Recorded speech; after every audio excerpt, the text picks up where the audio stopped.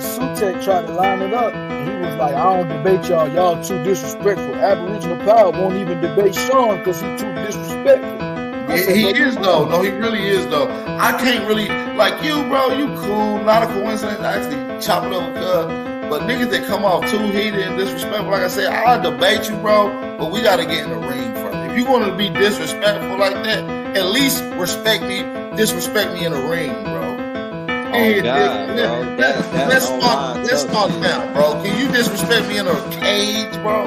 Like, I'd rather just do that. Then we go straight from the cage. You know what I mean? Put your ice on the way to the motherfucking computer, and we'll debate directly after that, nigga. Shit. That's why I don't need these.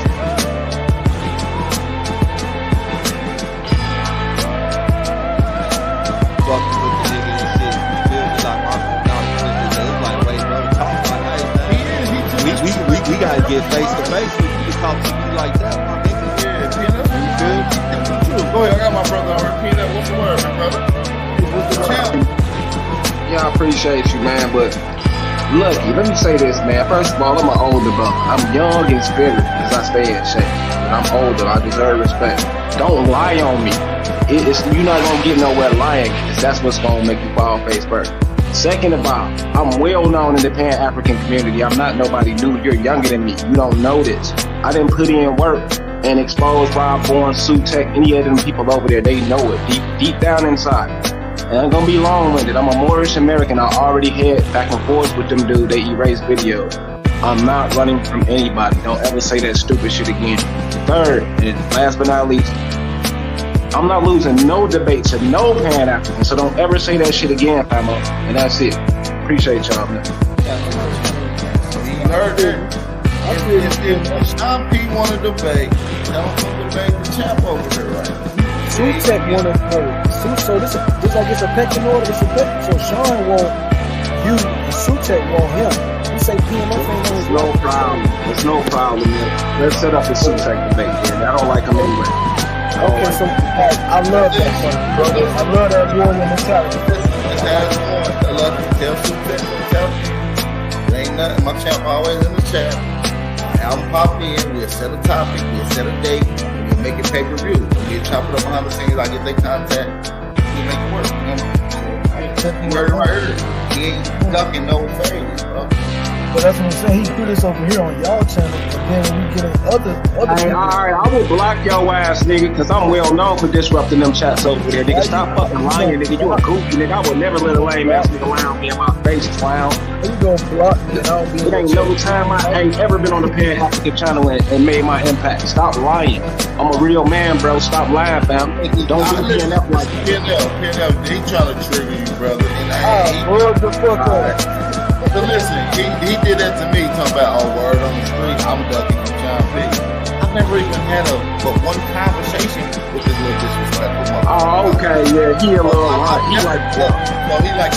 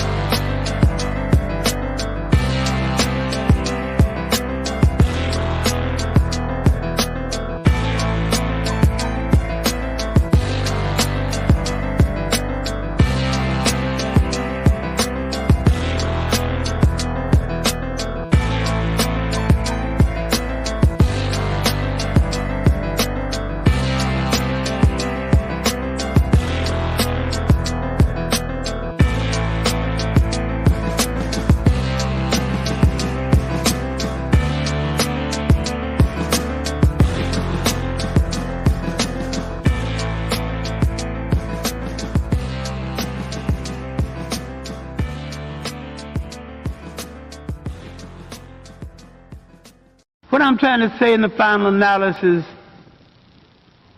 once we take control of ourselves, we have to stop being imitators and be innovators. And realize we've got a continent 12 million square miles. Wherever our bodies are on the face of this earth, our cultural and political heartbeat is in Africa. Whether you ever go to Africa or not, that is your home, that is the home of your spirit, and that is the heart and meaning and definition of your commitment. And none of us, any place in the world, will be free until that continent is free. The Masi Warrior Clan was created because myself and others like Brother Nahisi saw a need for a young African group to analyze information concerning the African phenomena with no bias, with rigor, and with scholarship. We created the Masi Warrior Clan for the purpose of being an expert research team, of being a team that produced products, a team that was capable of producing products for African people globally to dispel myths, rumors, and provide them with accurate scholarship.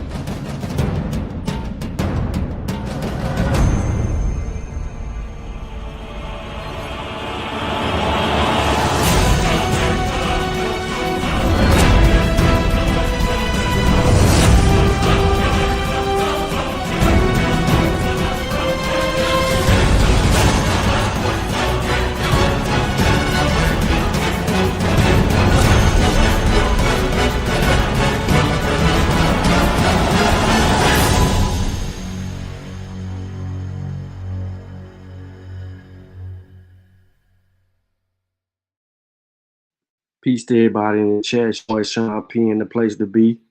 I'd like to thank everybody for tuning in to the Masi Warrior Clan YouTube show. Please like the show, share the show, tell a friend we're actually live. Before we get into the build, I do want to address something real quick. Okay. First of all,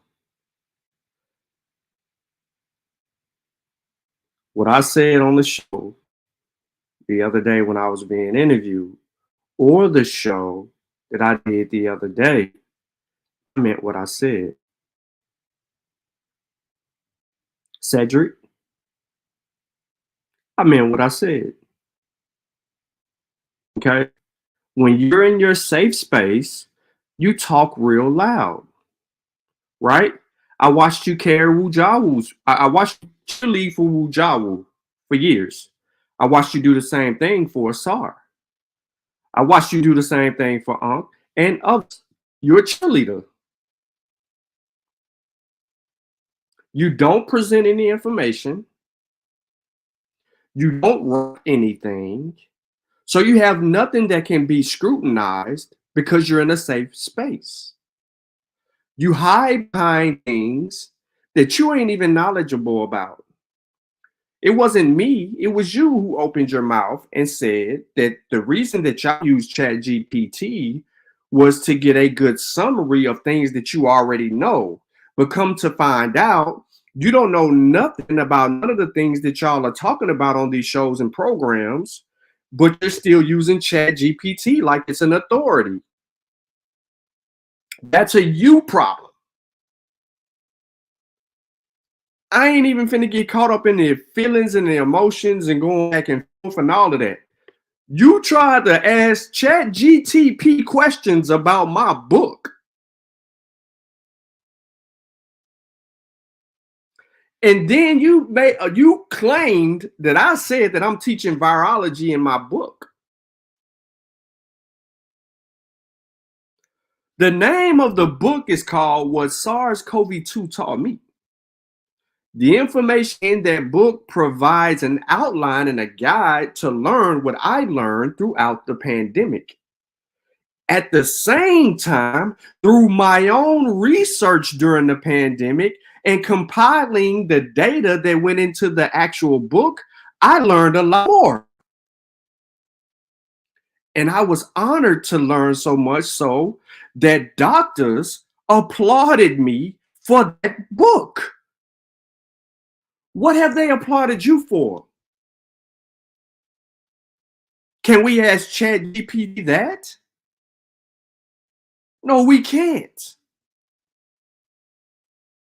So for all the other stuff, the rah-rah over there, and I'm glad y'all got a nice audience. Y'all are very entertaining. We're very educational, but y'all are very entertaining for people who like the bullshit. But we actually do participate in science. Whether you like it or don't like it, we participate. Science wants the everyday people. You do it unknowingly, bro. That's why I brought out books about participating in science and how important it is and how much we do it without even knowing it. Because we're dealing with the real world. We're not talking about anything outside of that. And Brother Unc, you brought Dogon stuff up. I don't know why. Yeah, they told me. I didn't watch the show, so I don't know exactly what you said. I'm not mad. If I was mad, I just would text you, cut out. But I'm not mad. So I ain't even going to call you or text you about it. But I heard you said something about I couldn't stand a fire. There was no fire. Where was the smoke? Chavis did a whole presentation on it. Where was the smoke? Right? You of all people know that I'm running into the fire, not away from it. So where was the smoke? From your said members. Where was that? They always have questions. They have a solution. They always asking. They're never presenting. Where was the smoke? So set all of that aside. Cedric is mad because he got called out on his comment about people doing research or not doing research. He made that assertion. Not me, not no one else. We played his words. We critiqued his words, and then we watched how y'all move and how y'all say certain things. I have several other clips. Several other clips from a previous show that Juju did with the doctor on space. Where we sat right here and we heard somebody say unknowingly something very stupid in front of the doctor. The doctor was like, no, if you can't learn from this source, then you should find another channel or other material that you can relate to and that may be more suitable for you to understand and get it. And if they can't help you, go somewhere else and find it until they dumb it down enough to where you're able to comprehend what the subject is about, and then you move forward. You just don't dismiss. That came from the expert on y'all channel.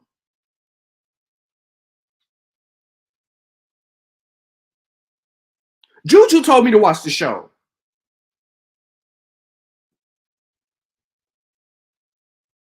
What are we doing here? Right? Y'all ain't got nothing better else to do but to talk like y'all been doing. Y'all sit back there and y'all barbershop. We back to the barbershop. If it ain't an expert on y'all channel, it's barbershop talk. And I got all y'all in y'all feelings because I told the truth. Wait a minute. Everybody step back from the conversation and analyze the evidence. Is Sean lying? Nope. Is Sean making stuff up? Nope. Is Sean assuming? Nope. Deal with what Sean is saying.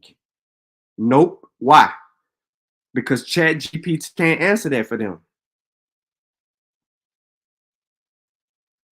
Process what I'm saying. Every time that there's been some disagreements between me and them, or us and them, not really us and them, right? Every time there's been a disagreement, it is over things that they ain't even read or studied, but they have They have something to say about it, right? They have an opinion. They form this opinion, and then they begin to use it as banter. That's not participating in science, right?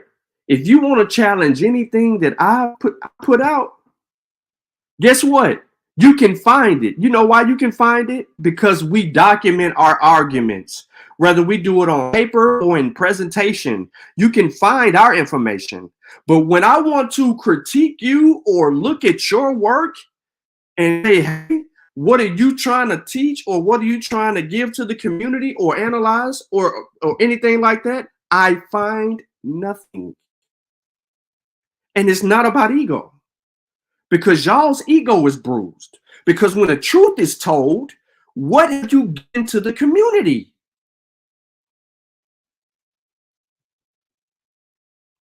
What have you provided that could help us go up a level, step up? Oh, some experts. Besides that, what did you learn from the experts, or what information, additional information did you gain from the experts that you can utilize and help improve the community? Y'all ain't did nothing. Y'all got us a great interview, but no advancement from the conversations of any of those said experts. Y'all use people to argue. Let's just keep it real. You need help, so you're using people's credentials to get you these interviews so you can argue in some of these conversations that you're not equipped to argue. You need help. I'm not making none of it up.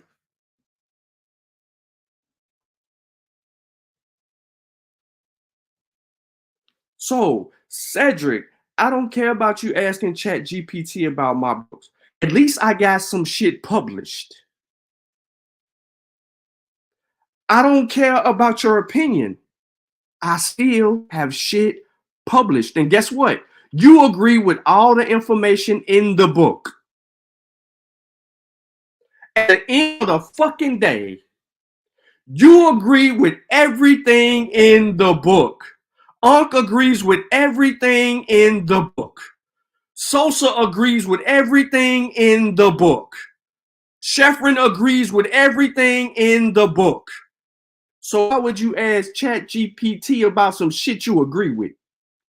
Because you in your feelings.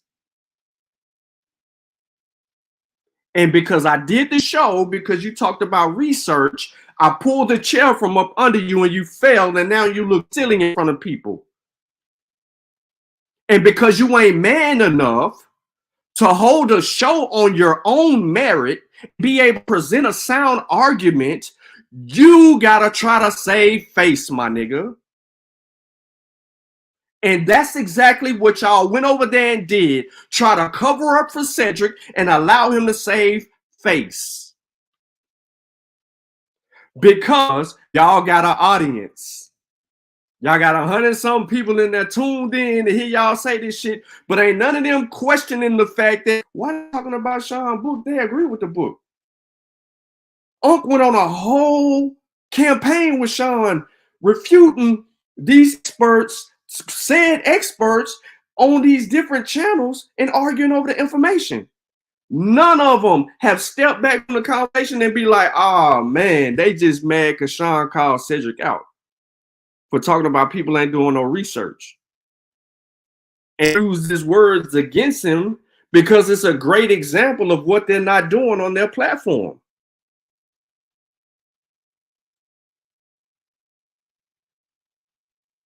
And by the way, ain't nobody talk shit about Juju. Ain't nobody talk. I'm the only one talking shit. And I would never let anybody talk shit about Juju ever. I ain't let nobody bring up no other females. There's one that I can bring up that been clipping videos, was clipping videos prior, back when all the bull junk was going on between me and Unc. But I ain't got to say nothing. You know why I ain't got to say nothing? Because YouTube shows us who clips our videos. I got a couple of clips from Brother Unc where he called me bitch ass Sean. I can show it to y'all. Y'all want to see it? I can show y'all. This one, he was in his feelings.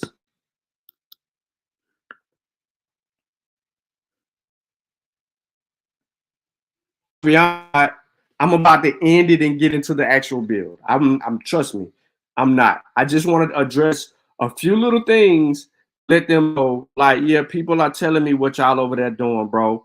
And it's sad. It's sad. But Cedric can't stand on his own. Like I've been saying, none of them can stand on their own. If you individualize them people, they ain't got the kahunas to stand on their own and actually get down to some real information. Period. I got a beautiful show y'all today, and I got all my sources in the description of the video. But I do have some important. I gotta do this because I'm a man of the word. So your clips, everybody got this on their channel. These will be the things that I clipped when I'm on the Mossy Warrior channel, and if another one, I can see that. But when I go by viewers, I see who been clipping stuff on our videos and using it, potentially maybe share with other people. It's not a problem. We don't care. We don't remove videos. We don't remove videos. Here go one by Unc right here a year ago about the expanding fire. Right? Here go 3 by Unc, where he was clipping up 3 minutes or something about the colonial mischaracterization of the Dogon. And so he clipped these up. You see how he titled the names, but we was beefing a little bit. So that's cool. There go Tiffany Kimoyo or pseudoscience, but she was clipping something about a Frenchie for sale. And then she clipped for him, looky here. She was trying to clip that because they needed to use this for their argument at the time. So yeah, we see, we understand and we see what's going on. We just don't say anything, right? Clip this. Clip this, because you best believe I have some information. I got some information. It's clipped up. This is gonna let you know you don't want no smoke. I don't care about your audience. That's why I cuss people out in y'all chat. And when I see them everywhere else, I cuss them out over there too. Because it's cow stuff. And then everybody say you emotional, you this or you that. No, I ain't. I just watch what y'all saying. Y'all talk, you throw rocks and hide your hands. Cedric, I said your name. I put it in a video. I tagged you. You throw rocks and hide your hands. I'm direct. So there's no difference between me and you. I can stand in front of people and educate and edify and put my arguments. You ain't never did none of that. You have to hide behind the people you cheerlead for. And that's sad.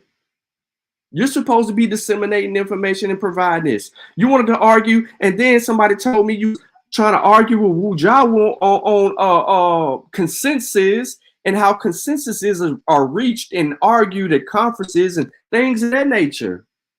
Participate in the scientific process, ladies and gentlemen, and you will see who is really about their life and who is not about their life. We ain't got to sit here, duck, dodge, or do any of that. Man, the field of science requesting us to participate in it. And then you got these people saying, well, if the experts don't say it, then I ain't doing it. And then guess what? You start hearing the experts say something. I'm going to tell you how much I was studying the pandemic and certain stuff in the pandemic. And if Chavis is in the chat, he will tell you this. Or people that was following the Science with Sean channel, they will admit this. But I was so much up on the science that I would be saying stuff on a show, and then a few days later, the same experts would come right behind and say something very similar to solidify whatever I had said days before. I wasn't acting like an expert, wasn't imposing like I'm an expert, but I was studying, learning their craft, right? What they're doing in their field, because it was important to our black asses. We were in the middle of a pandemic. Nobody was talking about the pandemic. All this stuff was going on, and we were trying to provide an outlet for us to all understand what's happening and how that process went. People have to realize we went through a real life, double-blind, placebo experiment. We participated in the scientific process, the beginning of the pandemic till it curved. What I basically mean by that is we watched hypotheses be formed. Then we watched each step of research methodology transpire until results was published, and then conclusions was reached, and then that data be substantiated, replicated, and regurgitated. If it wasn't, it was challenged, removed, and thrown out.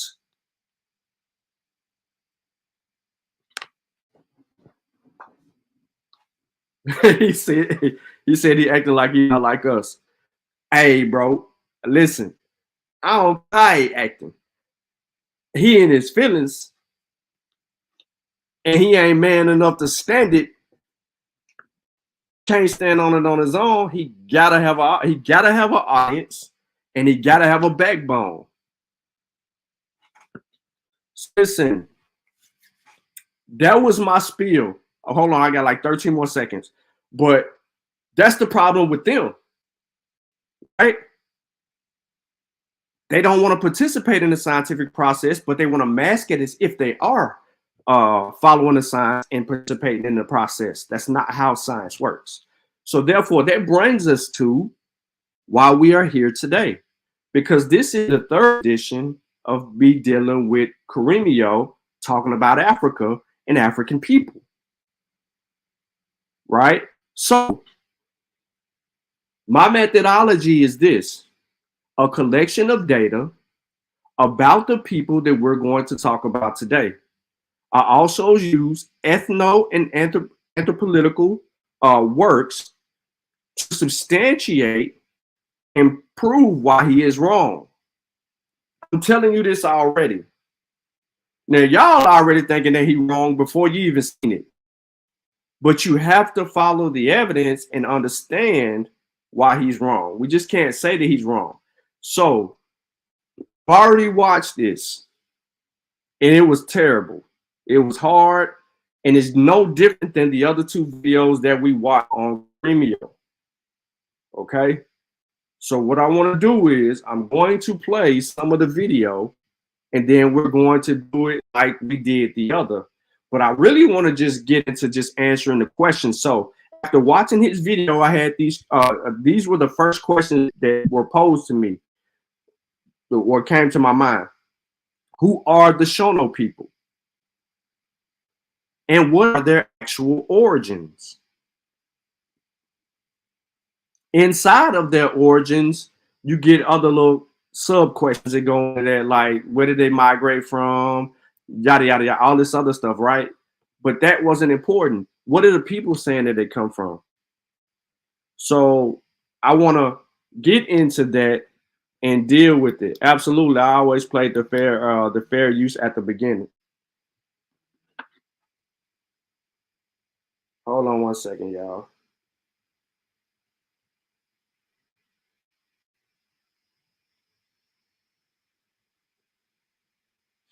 So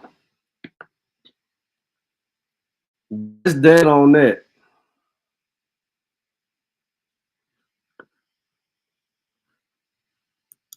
Let me get my screen shared. Please, I ask that if the audio was not, you can't hear the audio, which you should be able to hear this audio. But if you can't hear the audio, to let me know, I'll be watching the chat on my phone. I got the eye on my phone anyway because I'm trying to track down my cousin. So here we go, y'all. Nations of the world, Shona people, origins in Persia. Great Zimbabwe.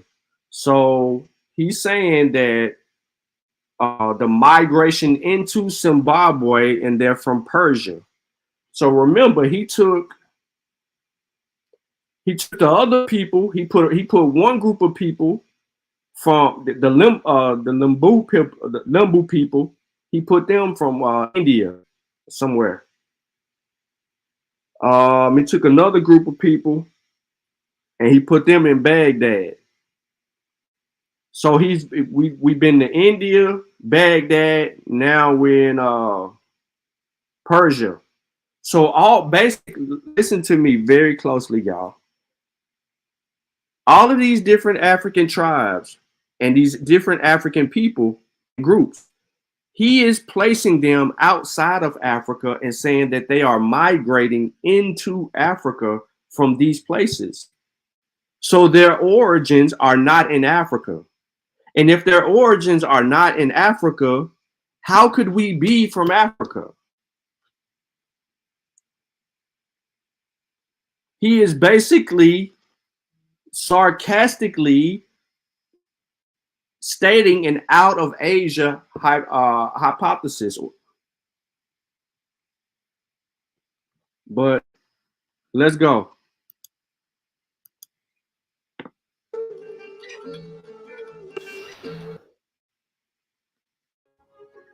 Whatever trip you're planning, we've been there. TripAdvisor.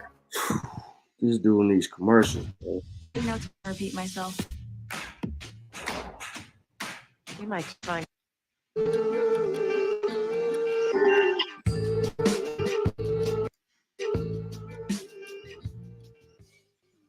Wow. Hey, much love and respect. Pura vida, mi gente. Yeah, we're going to continue this series, Nations of the World, where we try to get more specific into certain nations, certain tribes of the world, see what we can find of their origin. Today, we're going to be talking about the Shona people, a Bantu speaking African people. But were they always from this region of the world? And that's what we're going to talk about today. So thanks for tuning in. Appreciate you guys taking the time to do that. So real quick, this is Wikipedia. Yes, this is just basic info. I'm just going to start with this so we can see what people are told, right? People usually, when they Google something, they go to Wikipedia, and right here it says Shona people. The Shona people are a Bantu ethnic group native to southern Africa, primarily live in Zimbabwe, where they form the majority of the population, as well as Mozambique, South Africa, and worldwide diaspora. There are 5 major Shona language dialect clusters: Manjika, Karanga, Sesuru, Korekore, and Nadau, which we'll read further on these people and their origins. Now it says here history, right? That's why we're here, to learn the history.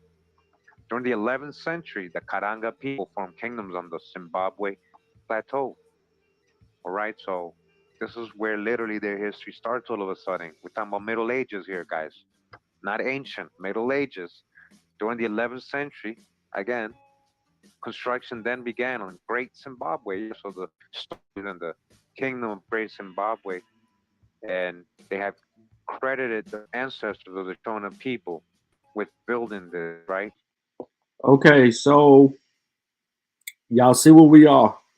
He starts in Wiki and he's making his argument. If you missed it, I'm gonna let y'all at the beginning again. South Africa, and worldwide diaspora. There are 5 major Shona language, Wikipedia, and right here it says Shona people. The Shona people are a Bantu ethnic group native to southern Africa, primarily living in Zimbabwe, where they form the majority of the population, as well as Mozambique, South Africa, worldwide diaspora. There are 5 major Shona language dialect clusters: Manjika, Karanga, Sesuru, Korekore, and Nadau. We'll read further on of these people and their origins. Now it says here history, right? That's why we're here, to learn the history. During the 11th century, the Karanga people formed kingdoms on the Zimbabwe plateau. All right, so this is where literally their history starts all of a sudden. We're talking about Middle Ages here, guys. Not ancient, Middle Ages. During the 11th century, again, construction then began on Great Zimbabwe. So the stories and the kingdom of Great Zimbabwe, and they have credited the ancestors of the Shona people with building this, right? And again, that was in the 11th century, medieval times, so-called Middle Ages. The capital of the kingdom of Zimbabwe, the Twa dynasty ruled the kingdom of Butwa, and the kingdom of Mutapa preceded the Rosvi Empire, which lasted into the 19th century. And it goes on to describe the rest of the history. Down here it says the Shona people were also part of the Bantu migration, where they are the largest Bantu ethnic groups in sub-Saharan Africa. So what does that mean? That they migrated. We're going to learn today into this region of the. Now, he said that we're going to learn that the Bantu migrated into this region. We're still on Wiki. The Wiki told us that these people are African. They're telling us where in Africa these people are. But he makes the assertion at the 3-minute and 26-second or 25-second mark that the people migrated to Zimbabwe. And from where? World that wasn't always from. We're going to hear. You heard him. He said they were not always from there. Region of the world that wasn't always from there. The sub-Saharan Africa. So what does that mean? That they migrated. We're going to learn today into this region of the world that wasn't always from there. We're going to hear a person born of an ancient Shona line. He's going to tell us where his people really came from. So somewhere he said that we're going to hear from a person who was born from ancient Shona line, and he's going to tell us where he comes from.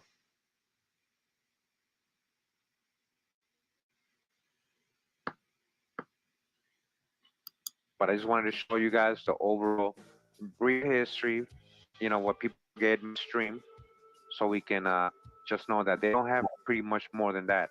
Guys, I'm going to show you. But they migrated to Zimbabwe. So where do they come from? Hi, we're visible. The wireless Okay, opener makes so the things question is on the visible. table. With us, Where did they come from? What you get. So real quick, just want to go ahead and talk about the Bantu people since the Shona. All righty. So he takes us off of the Shona people, and he takes us to an article that's called The Problem of the Bantu Expansion by Roland Oliver. Remember, he says because they are a Bantu-speaking people, he thinks that this is justification from where they're saying that they come from. Listen to him. More than that. I'm going to show you.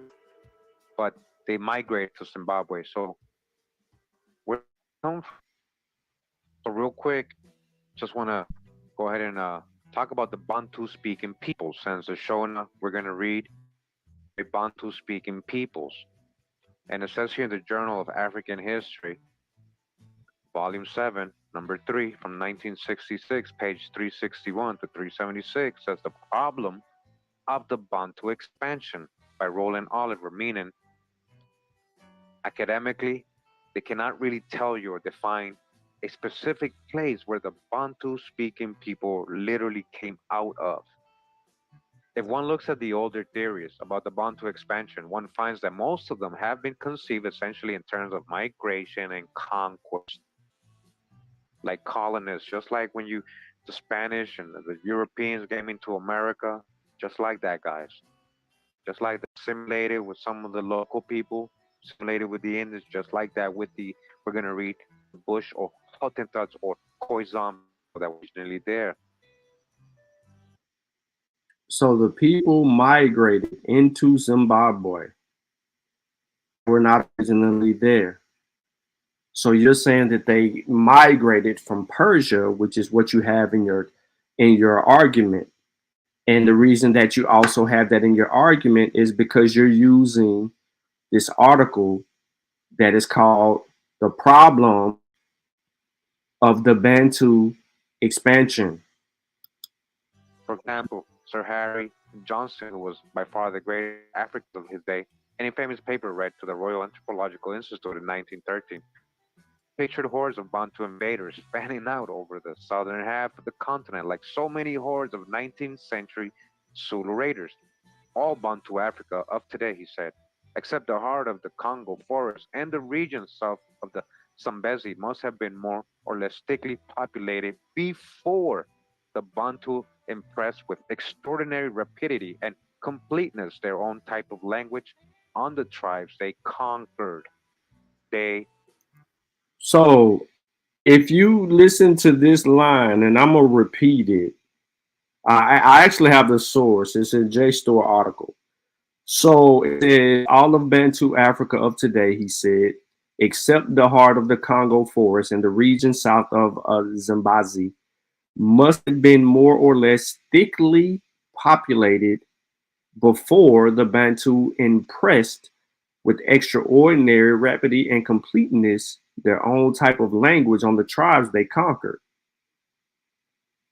So there were people already there.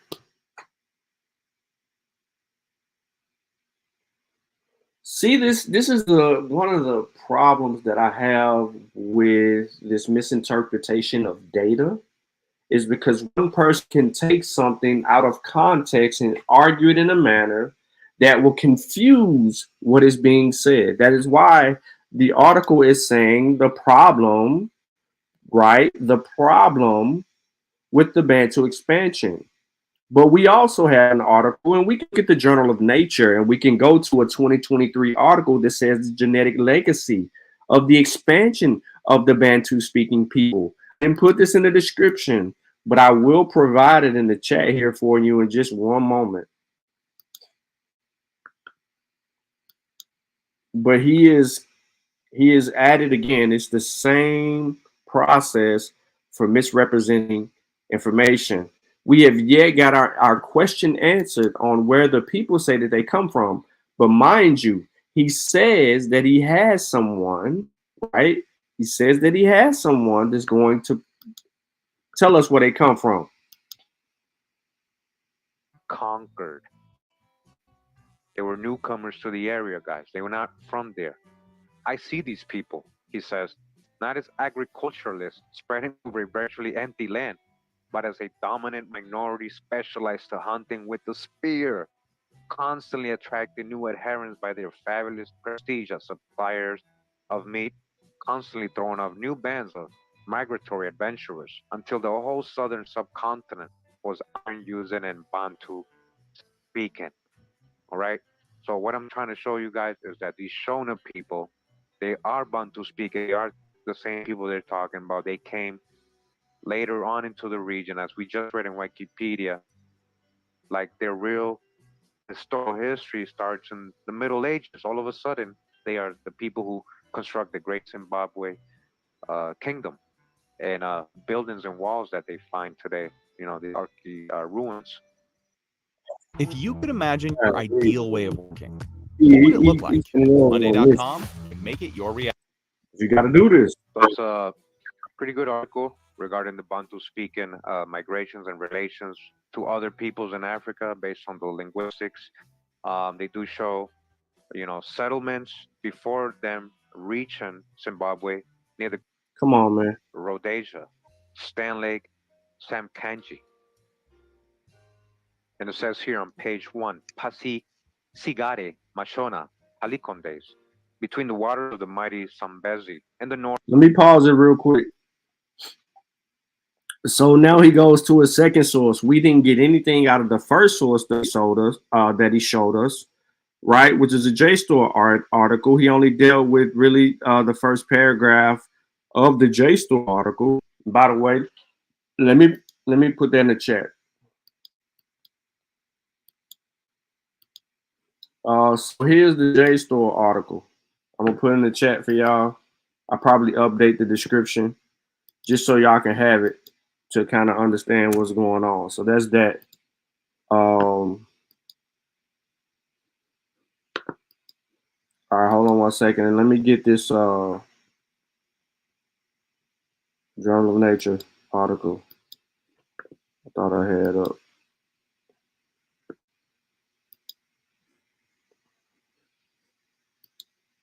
All right, here's the Journal of Nature article, The Genetic Legacy of the Expansion of the Bantu-Speaking Peoples in Africa.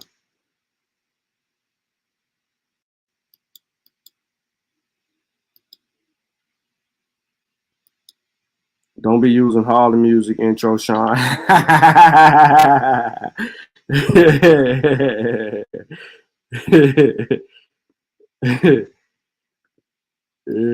Oh, crazy. That was a good one. That was a good one. I ain't gonna lie. That was a good one. All right, so there go the two articles right there that I wanted to provide you. But let's go ahead and let's deal with him. So I think the audio should still be available to y'all. Yeah. All right, cool.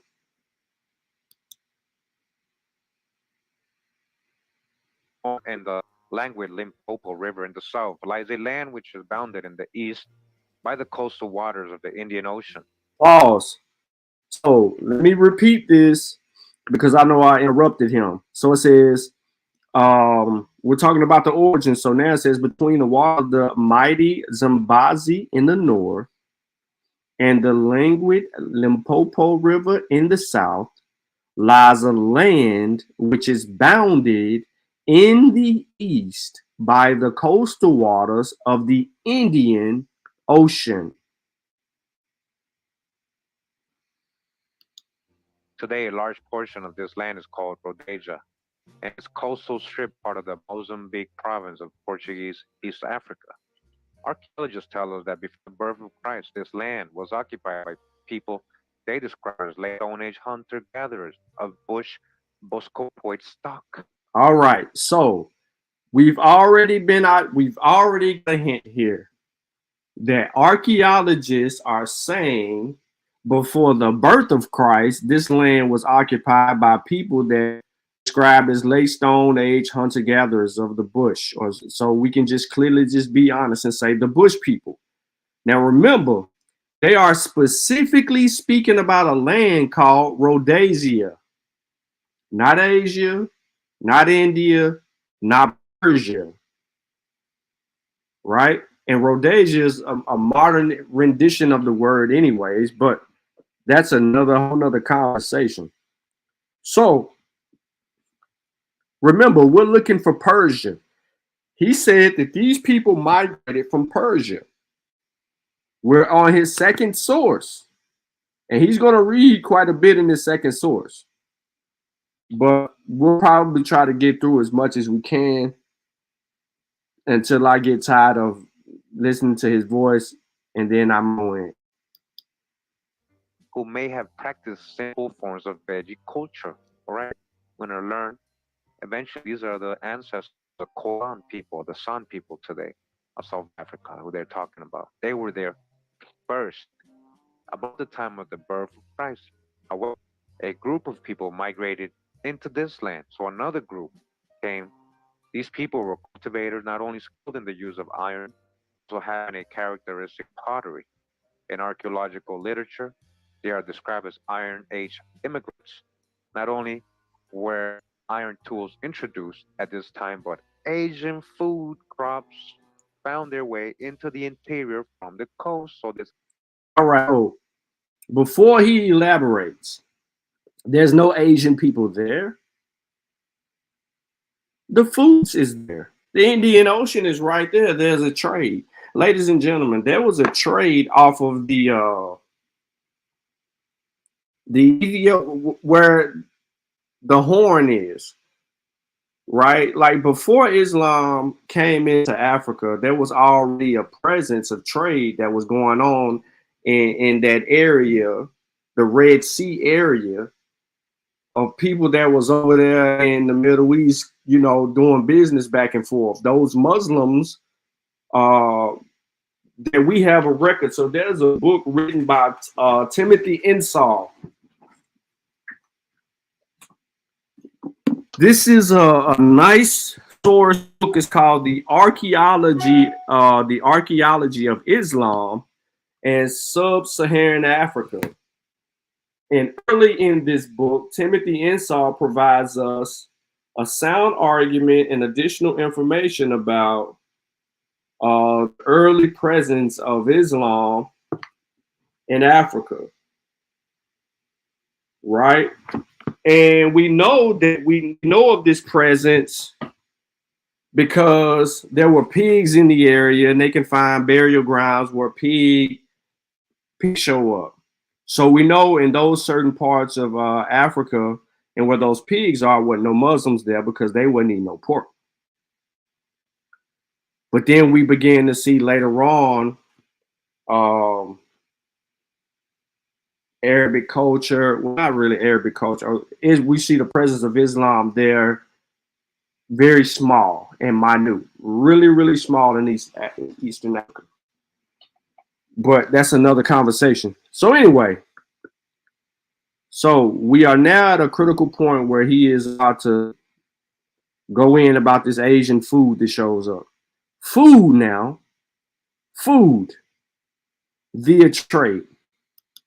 Iron Age people. Remember the Bantu speakers? They were Iron Age people there. Again, they bring in Asian food crops. So where were they? They were in Asia at some point, or maybe possibly coming from Asia with their Iron Age knowledge. Instead of saying all of that, if he just reads the next line, it tells him these developments, the introduction of iron tools and Asian food crops profoundly affect agriculture and the economy of the whole area. This in turn facilitated the growth of a dense population. Just read the next sentence. These developments, the introduction of iron tools and Asian crops profoundly affected agriculture and the economy of the whole area. This in turn facilitated the growth of a dense population. Although the Iron Age immigrants were at the beginning few in number, coexisting over a long period resulted in the gradual absorption of the bush Basque people. They started mixing with the local bush people. So you got a whole people developing, right? Listen to this shit. Just listen to it. Although the Iron Age immigrants were at the beginning few in number, coexistence over a long period resulted in the gradual absorption of the bush people. According to J. Desmond Clark, this led to the continuity between the two eras. The spread of the Iron Age culture in this area became largely a matter of later Stone Age people changing and adapting themselves to the new economy. With this view, Brian Fagan concurs. We are still waiting on the evidence of these people that he says that is migrating into this area, having origins in Persia. Desmond Clark, this led to a continuity between the two eras. The spread of the Iron Age culture in this area became mostly matter of the late Stone Age people, changing and adapting themselves to the new economy. With this view, Brian Fagan concurs. Archaeologists tell further in the 4th century. Now look at another wave of migrants in the 4th century AD, according to their chronologies, of yet another group of Iron Age people. Iron Age, that's how. Let me just ruin it right now. The Bantu expansion ain't have nothing to do with people coming from Asia, from Persia, from India, from none of them damn places. None of them. This is indigenous people that are moving from one place into another place. Their origins are not outside of Africa. If you just pull up a map that says the Bantu expansion, it will show you the Bantu expansion. So let's do it live. Let's see if we can pull up a map of the Bantu expansion, just so y'all can understand what we're looking at. Let me find you the best map. Let me share my screen so y'all can see it. Let's just keep it. Let's just keep it right here. Just simple. Ladies and gentlemen, look at this. Come here. Look at this. Look at this shit. Look at this shit. So tell me where these arrows are pointing and where they're coming from. As I stated before, different parts of Africa. There's no reason to F this up. These arrows are not going in. Now, there is supportive evidence, right?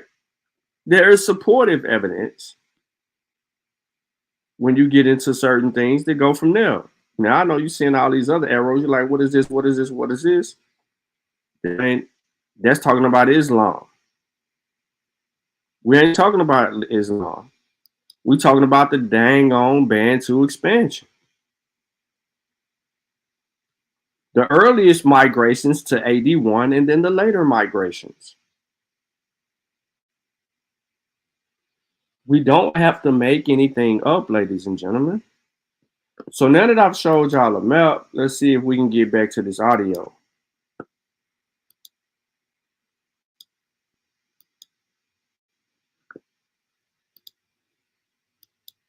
Peace to you, Evan.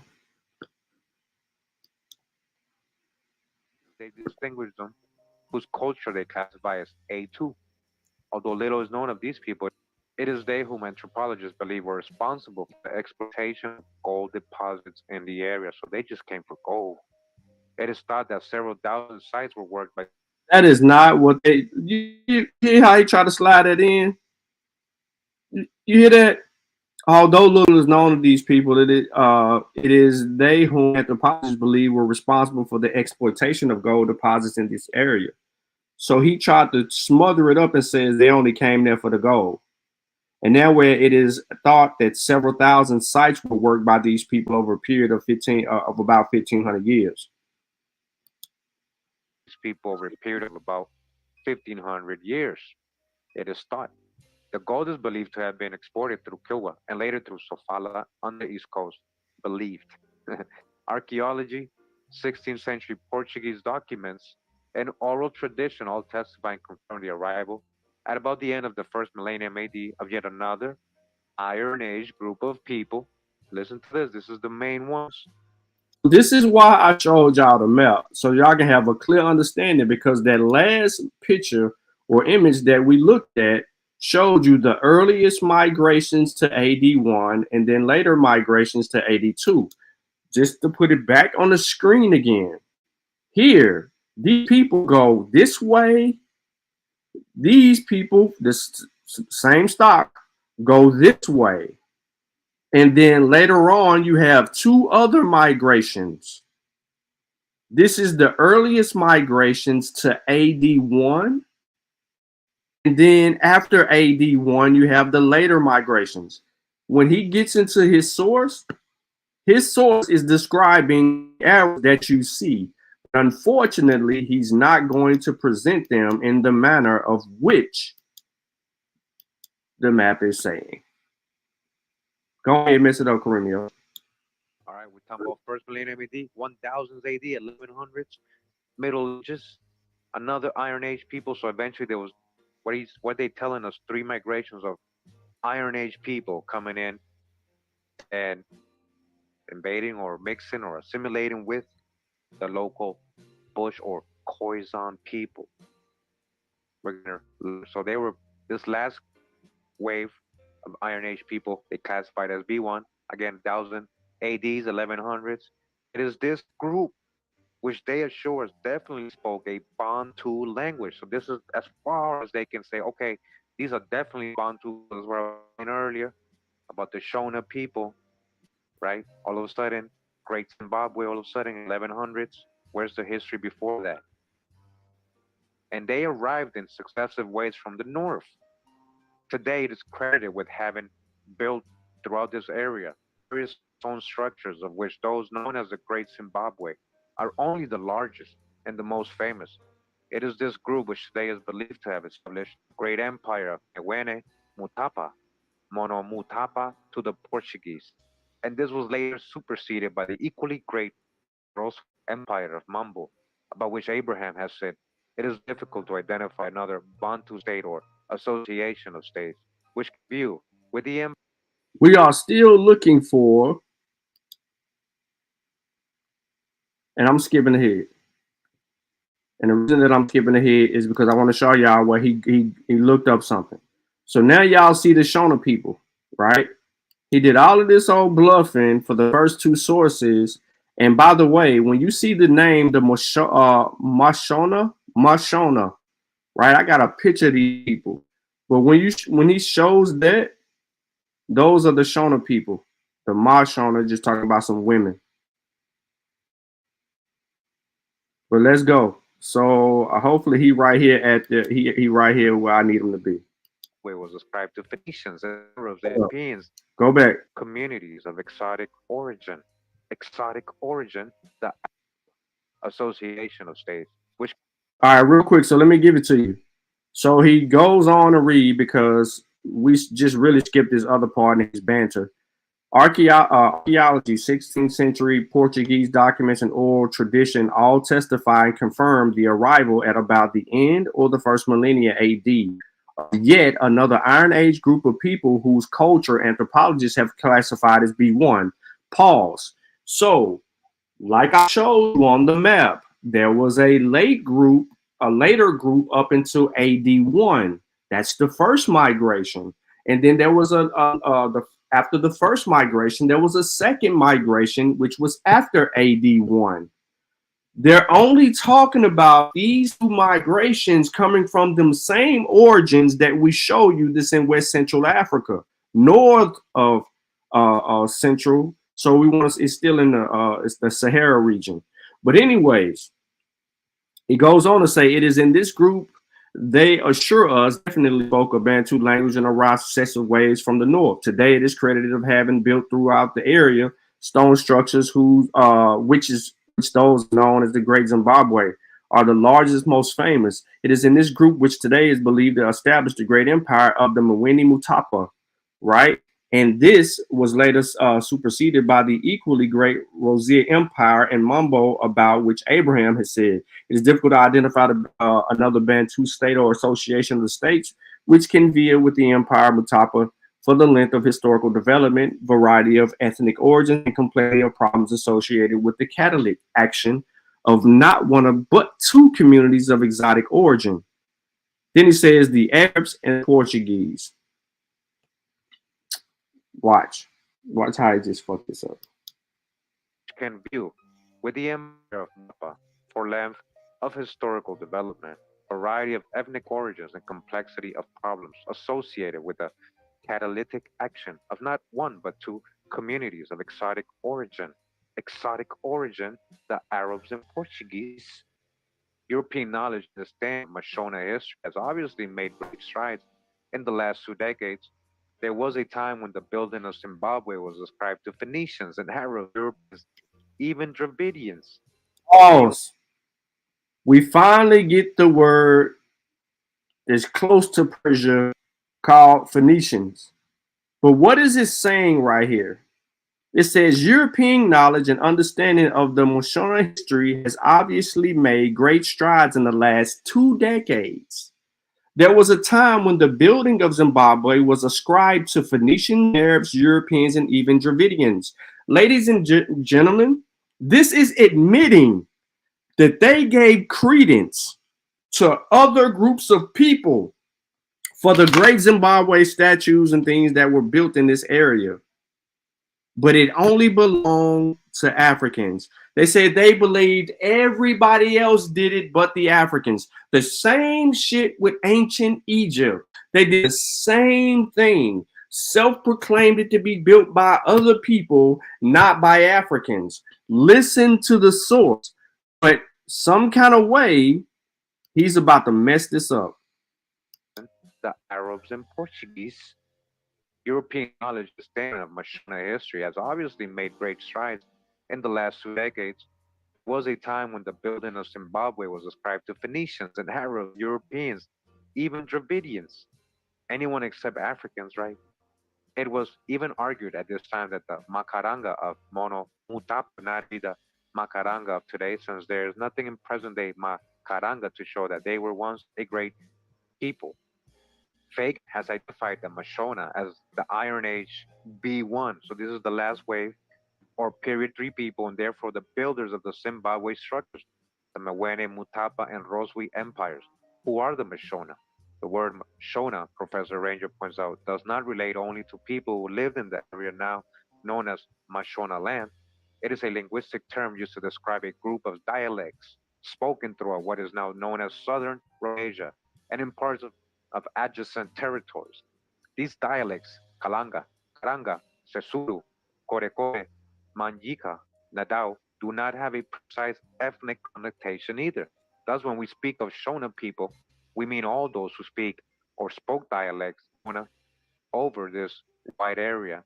When we talk of Sesuru peoples, we mean those who spoke the Sesuru dialect and who lived in a particular of the Shona linguistic area.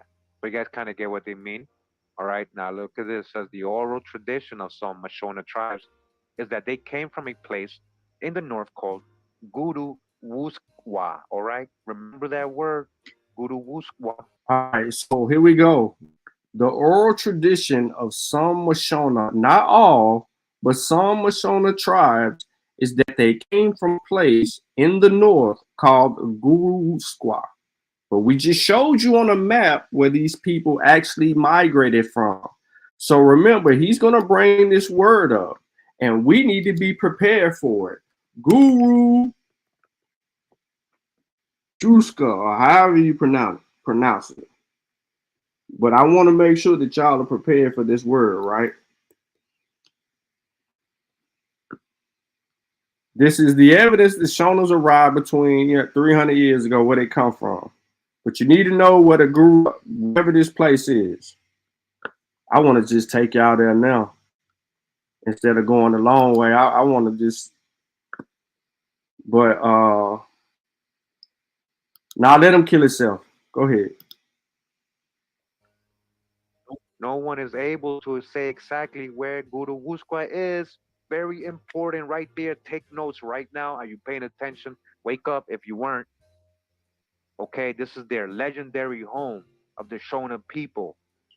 And scholars or no one is able to say exactly where Guru Wuskwa is. Okay, so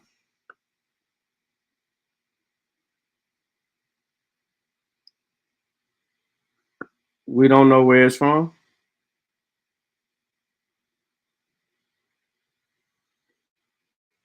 We don't know where it's from.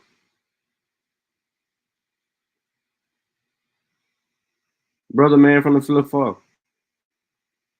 We don't know where it's from. I'm going to show y'all something, and I'm going to show you where this comes in at.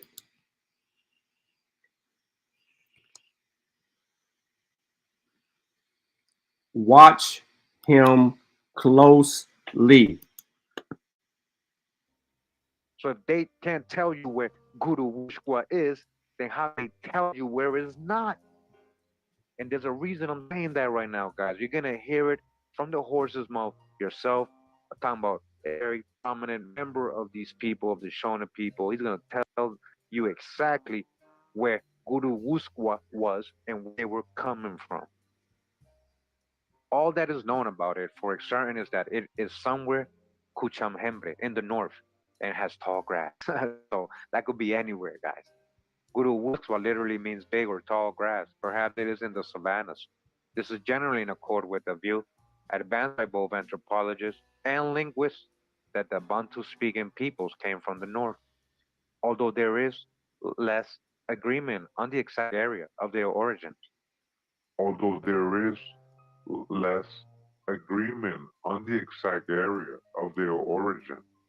All right, Abraham has published a map of the Mwene Mutapa Empire, which shows a province called Guru Wuskwa lying south of the Lundi River.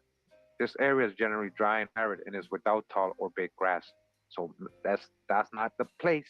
It is therefore unlikely that it would have acquired that name.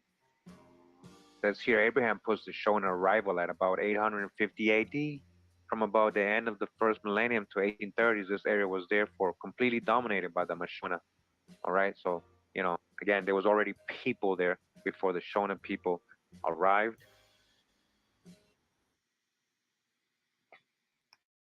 All right, so now we're off guys. that source.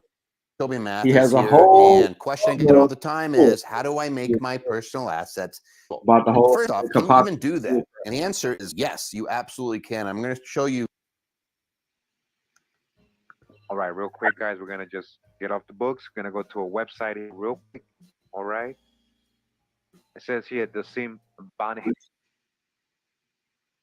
I don't know why he did this. This man, the music itself present the very narrative. Yeah. There was no reason for him going to this in the middle of what he's doing, because this says the history of Africans.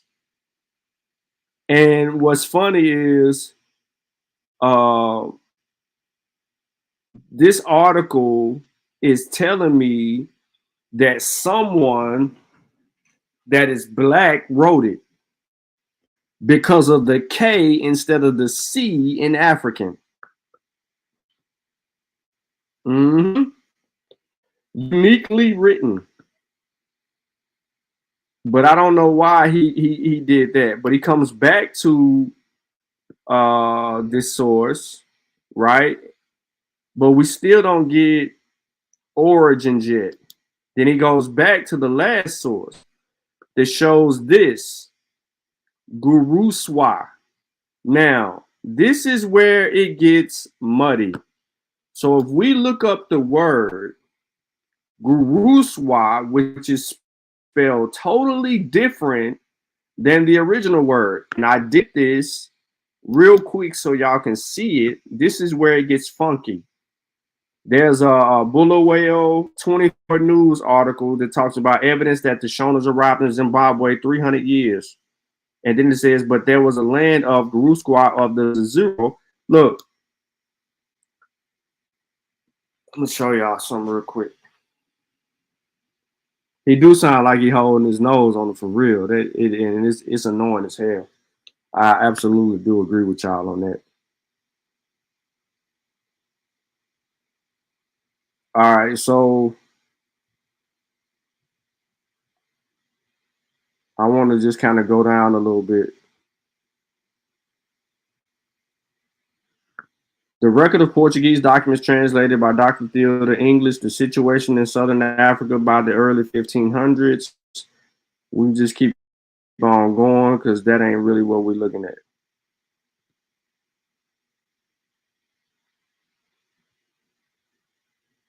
There you see the Moshano people showing up here. This is one of the reasons that I'm even showing y'all this. But so you know that we're talking about Zimbabwe and we're talking about the Portuguese, running up because the Portuguese see them first. So look, it says, now where did these people come from? Listen here. These people of Zimba came from Gurusqua. No one can tell the exact location of this place called Gurusqua. All of the elders only point to the north, saying this way. That is where Gurusqua is, this way. All right. So some states that when the then district commissioner inquired as to the history and the origins of the Zazura people in 1955, he was told by Mr. Chakabava, who was the elder brother of one of the headmen, Dununu, that Native, the son of Chiabuvu, the progenitor left the area of Chinabuvu, lived in Gurusqua, and came west in search of new land. At the time, Rosevies ruled this country. A Mu Rosevie named Tumbaro Utumbale gave the land to Nayative. When Nayative said, my feet are swollen, he became the first Zimba, or we're talking about the area, okay? The district commissioner also wrote in 65 to Zimba people that these people formed part of the Great Migration from the north. They say they came from a place called Guru Usqua. probably in Tanganyika. They were led by one Nimuyongo and his son of a younger brother, Neative. The country they occupied was originally occupied by Chief Zivinaru's people, but they were driven out of Barozi. Shona tradition shows the arrival in the early 1700s, where the Lozwi Mambas have taken power from the Shebundele Membos. These are 2 points of interest. The chief Zanura, indeed, for the Shiwundura, as some Kangi thinks. Then the proposition raises very interesting questions about the date of the settlement of the Shona in the Zimbabwean tableland. Shiwundura in the Shona rendering for the Kalenga king, Jimbundele, called Neteshibelu by the Vinda. Now, Tijumbundele is known to have conquered the Membo Dumbalunkana. I can't say, I don't even want to butcher these people's stuff up. But we, of course, know that what is now Zimbabwe was at the time under the leadership of Tejumbuda Bundele Membos. Okay, so let me just pause real quick. They talking Kenya. Where's Tanganyika? Look that up. I guarantee it's in the Kenya region. All right, so this is their argument, but I came here first because I wanted to show y'all that this article was skipped over in his search, and it took him here, Google Uswa. When you pull up Google Uswa, you have to convert it to English. When you convert it to English, it says is a land or place that's said to be Rambuanguano, and it is said that it is the soil where the Shona people and the people of the world came from. The Shona from Guruswa traveled and lived in Tanganyika. Look at this. Is a country in East Africa. Tanzania is surrounded by the following countries: Kenya, Uganda, the South, and yada, yada, yada. All right. It says with their ancestor Tavora, called Dobele, and Vinda, called Vekalanga. Is the big booty chicks. Tavora, he was the head of the 2 famous villages. So now we have a destination. It's more northern than where they are. But peep game. Well, no. Let me not do it. Hold on. Let me let him do it. Because he is the one that said they came from Persia.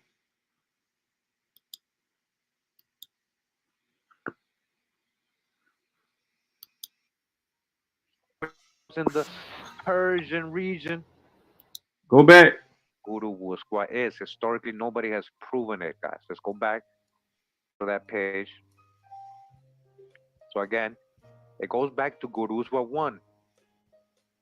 The Mabita goes back to that same place they say the Shona people came from, which was in the Persia, which was in the Persian region. Pause. So now you've just learned the deception. Okay. We just went through and we know that he just pulled up a tool. This is a WordPress article that he's reading from. We have 9 member tunes that have come a very long way in our history, with the very first one having been made from a hardwood back in Guruswa, which was in Persian region. It don't say Persia. That this was Persian. Ladies and gentlemen, read the sentence. It doesn't say these people come from Persia. It says we have 9 Mbira tunes. This is talking about music that have come a very long way in our history, with the very first one having been made from a hardwood back in Guruswa. So one of the tombs was made by a hardwood back in Garuswa, which was in the Persian region. How did they come from Persia?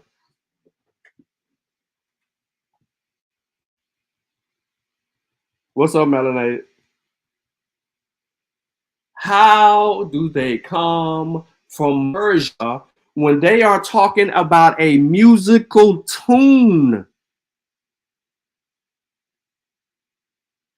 It's this simple.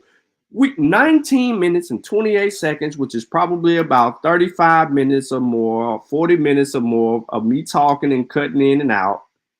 We find out that he made these people come from Persia because of a hardwood back.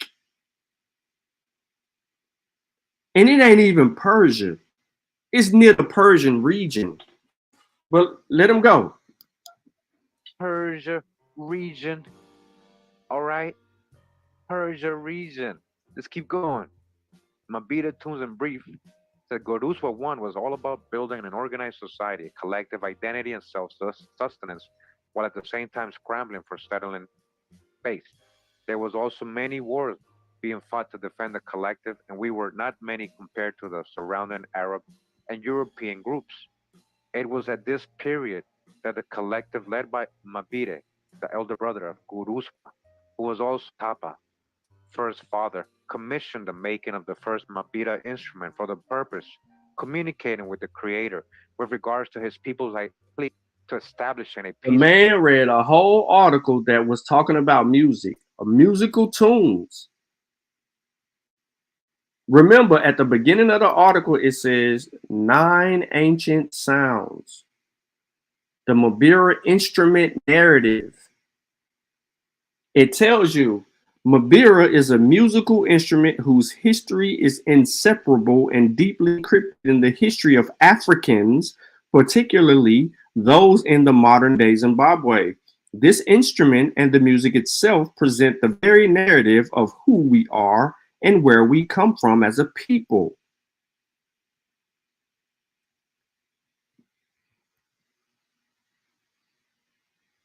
So he did all of that to bring up that article, right? Now he got, look, and I want to show y'all something. This is where he messed up at.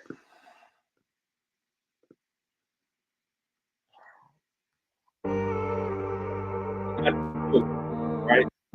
I just know that from the moment that I got involved with Okay. Republic, I didn't just And he ain't even got the whole book because I still Shona think that he's peoples. using the same source. And Yeah. Shona peoples. They don't show him the whole book. He don't have all Social 400 cover the pages of the Shona book. peoples and the ethnography Okay. of the So contemporary I'm going Shona to with stop special right here. reference to their Now we know religion. So they focus that on he the used an religion. article that was talking about a musical instrument Chapter 1. to make this Historical argument for this claim. So, ladies and gentlemen, I'm gonna pause right there. All right. All my sources are in the description of this video, but I need to stop my share screen and I need to bring this down up because this way it get fun for me. We ain't gotta hear him no more. I can't believe that he just did that. And all right, I'm finna be funny, but I'm dead serious and I'm being sarcastic at the same time. This is why certain people won't present information in the community, but they'll only talk about those who are producing information in the community because they don't want this to happen to them or where they slip up. They are afraid to stand on if they make any mistakes. They are afraid to stand on those mistakes and deal with the consequences of such. Right? This is what they're afraid of. So here's the book. All 402 pages. Let me change my view to a single view. And I have the whole book. I don't have no excerpt that you get from oh boy, now let me zoom out.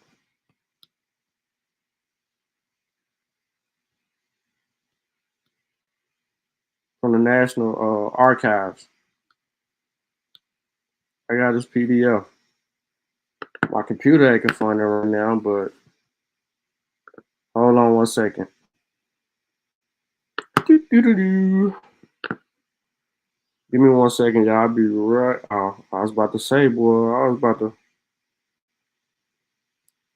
about to be right back. All right, so y'all should be able to see this pretty clear. To understand who a people are, we have to look at their past, the history from which they arose. The ever-recurring debate about who built the greatest Zimbabwe shows clearly enough how people place their status and prestige on their past and how many judge the past according to their image of what people now are. Attitude is partly, but only partly true. A man's character, to some extent, lies in the traditions in which he was brought up and the experiences he was undergone. Anyone can change, especially under the influence of outside pressures. The same applies to a people when I describe the history of the Shona and their traditional culture. I do this to help understand the Shona people today and how they have adapted to their modern environment. I do not pretend that they are not changed in the last 70 years. Still less do I suggest that they should not change. But before we can look at the history of the Shona, I must say something about the writing and the history of the people who left no written documents and the methods used by modern historians. One important source of information is the archaeological study of the numerous ancient ruins and the relics of past ages scattered around Zimbabwe. Some ruins, such as the Great Zimbabwe and Kimi in the south and the hills ruins of Inyanga in the east, are well known. Others, such as the excavation site near Bindura, or the ruins associated with the famous Tapa dynasty in the Zimbabwe Valley, and various ancient mining sites, are less spectacular and less well known, but they also provide information about the early Shona. The kind of information, however, that archaeology can yield is very limited in the absence of literary deposits. Styles of building and of pottery dug up from different levels of habitation can tell us something of the large-scale movements of peoples. Items introduced from outside, such as the beads and porcelains from the Far East, can tell us a little about trading contracts and may also help with dating. The examination of radioactivity in the wood deposits can tell us approximately when the wood was cut. By fitting together snippets of information obtained in much arduous and painstaking digging, archaeologists are able to build up a surprisingly full picture of the past. A second source of information can tell us about the country. The Portuguese first settled in East Africa in the 15th century and pursued a policy of conquest and trade in the interior, resulting in dealings with Shona leaders for 5 centuries. Much of the contact was superficial in writing accounts given exclusively Portuguese point, in the view of which is not very satisfactory for the understanding of Shona history. In the 19th century, Portuguese documentation was supplemented by the accounts of British missionaries, explorers, and settlers. While these did not have Portuguese orientation, they were equally far from providing a Shona history as the Shona themselves saw it and understood it. Nevertheless, written accounts of European contact with the early Shona filled in some of the huge gaps left by archaeologists. A third source of information was seriously been tapped by historians only in the last 2 or 3 decades is oral tradition. Although this is invaluable, and it is the only source that gives us Shona point of view, it has a number of features which make it unreliable for the elucidation of factual history. Firstly, oral traditions are normally recounted only for a specific purpose and survive only as long as people continue to maintain an interest in the subject. A corollary to this is the informants tend to recite only those aspects of the oral tradition which serve their own purpose. Thus, when I was collecting detailed information on the history of the 2 chiefdoms in Kori country, my task was simplified by a dispute over chiefly successions in each of the chiefdoms, to the effect that members of each different houses readily recounted those aspects of their traditional history, supported their own claims to the chiefship. By fitting together the accounts of all the claimants, I was able to obtain a full account of the recent history of the two chiefships. But years later, I still came across new items of traditional history recounted by old men and relevant to matters other than chiefly succession. In another chiefdom, the main interest was the status of a dynasty, which was once recognized as a chiefship by the government, which now holds the official status only of headman.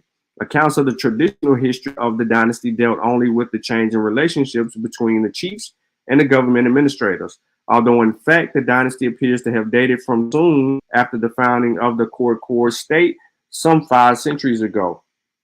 Oral history traditions tend to refer to some contemporary interests and to survive only as long as the contemporary situation arose interest in them. Associated with this point in the manipulation of oral tradition to suit a current purpose, people select a recount to those items which suit their particular interests and even in a twist and distort them. Thus, in one Tavar chiefdom, the clan of the chief and the clan of most important spirits each gave the opposite view of how the two groups came to live together. Each account purported to establish the clan concerned as the first to live in the country and true owners of the land. It is also possible that certain of the names referred only to symbolic mythological figures and have no historical base at all. Another problem in deriving history from oral tradition is that the later tends to telescope history. This applies particularly to genealogies in which unimportant people or unimportant generations tend to get left out, as indeed to persons who are not convenient to the narrator. Let me skip ahead. Another common phenomenon in Shona history is that the movements of peoples and wars between them are likely to be recited as personal histories of their leaders. The story of conflict between men is likely, in fact, to refer to a war or feud between the respective followers. And history becomes reduced to the stories of major lineages, given the false impressions that the Shona people have multiplied from a handful of original clans. Finally, oral traditions tend to refer to particular chief dynasties, even particular common lineages with the chiefdom. It is only recently that the disparate Shona groups in Zimbabwe have become united, in a national consciousness that requires a national history. So even where the reliability of the traditions can be checked against other traditions, against written documents, and against archaeological findings, they still appear only in pieces of the jigsaw puzzle, which historians must painstakingly bring together. So, Shona history to the 15th century. The culture now classified as Shona originated from Bantu settlement of the high fertile plateau between the Limpopo and Zambezi rivers, bounded in the east by the drop towards the coast, in the west of the Kalahari Desert. This country is moister and cooler than the surrounding low-lying countries and are free from pests such as the tsetse fly, which make the low country less pleasant and less healthy for habitation. The Bantu settlers subsequently found an added advantage: the plateau, which was rich in mineral, iron, gold, and copper, easily obtainable from surface mining. The first known people to inhabit the plateau were bands of Stone Age Khoisan hunters, Bushmen, who left a heritage of rock paintings. Let me slow that down. So, according to the evidence, the first people were Bushmen. They left a heritage of rock painting. Wherever suitable rock surfaces are to be found. They lived in small mobile camps. They ate whatever they could together. The rock art associated with these hunting bands seemed to have died away in the 15th century, by which the time groups of agricultural and pastoral Bantu-speaking people settled in the country. It is unlikely that the new settlers exterminated the previous inhabitants. Bands or hunters are not easily tracked down or eradicated in the hilly and wooded country of the sparsely populated plateau, and the early Bantu are unlikely to have had the numbers or the organization necessary for such an operation. The Khoisan hunters may have found that agriculture and stock raising provided a more secure livelihood than the traditional wanderings. And growing settlements of herders and agriculturalists made a life of hunting, gathering more difficult. Those Khoisans who did not move to the other lands became absorbed in the new two Iron Age cultures, and the older Stone Age cultures died away. The first Bantu had arrived on the plateau by the end of the 6th century. Remember, I showed you a map of a first group of people that was a while ago, up until 1 AD. That was the first people to migrate in the area. And then the later migration occurred in the 2nd century or the 2nd AD onward. Little is known of the first Bantu migration from the north. The people who settled in what is now Zimbabwe appear to have been related to the ancestors of many peoples now established to the south of the Limpopo River, including the Ngani, Sota, Sangha, Venda, and the Chapi peoples. On the Zimbabwean plateau, the early Bantu settled along the water courses in large villages where they kept sheep, goats, and cattle and farmed millet. And they added to their diet by hunting and gathering. They were also familiar with iron smelting and were able to make iron agricultural implements. It is likely that they washed gold for alluvial deposits and traded gold and ivory with Muslim traders on the coast. Their culture, the early Iron Age culture of Zimbabwe, lasted about 1,000 years until the ancestors of the present Shona people arrived on the plateau. The archaeological examination of early settlement shows that during the couple of centuries following the year 1000, a new group of people moved on to the plateau, and the early Iron Age people were absorbed into the culture cluster, which is continuous with the cluster of cultures of the 19th century Shona people. The first migration into the area, and then the second migration into the area. They're not coming from Persia. We see the Bantu expansion and we saw the arrows. It was more important for me to show you a map so you can understand. Now, we've properly understood that there were two migrations. There was an earlier migration and there was a later migration. Their origins are all pointing back, saying somewhere in the north. They gave us a destination that was still in Africa. They didn't give us a destination that would be Persia. So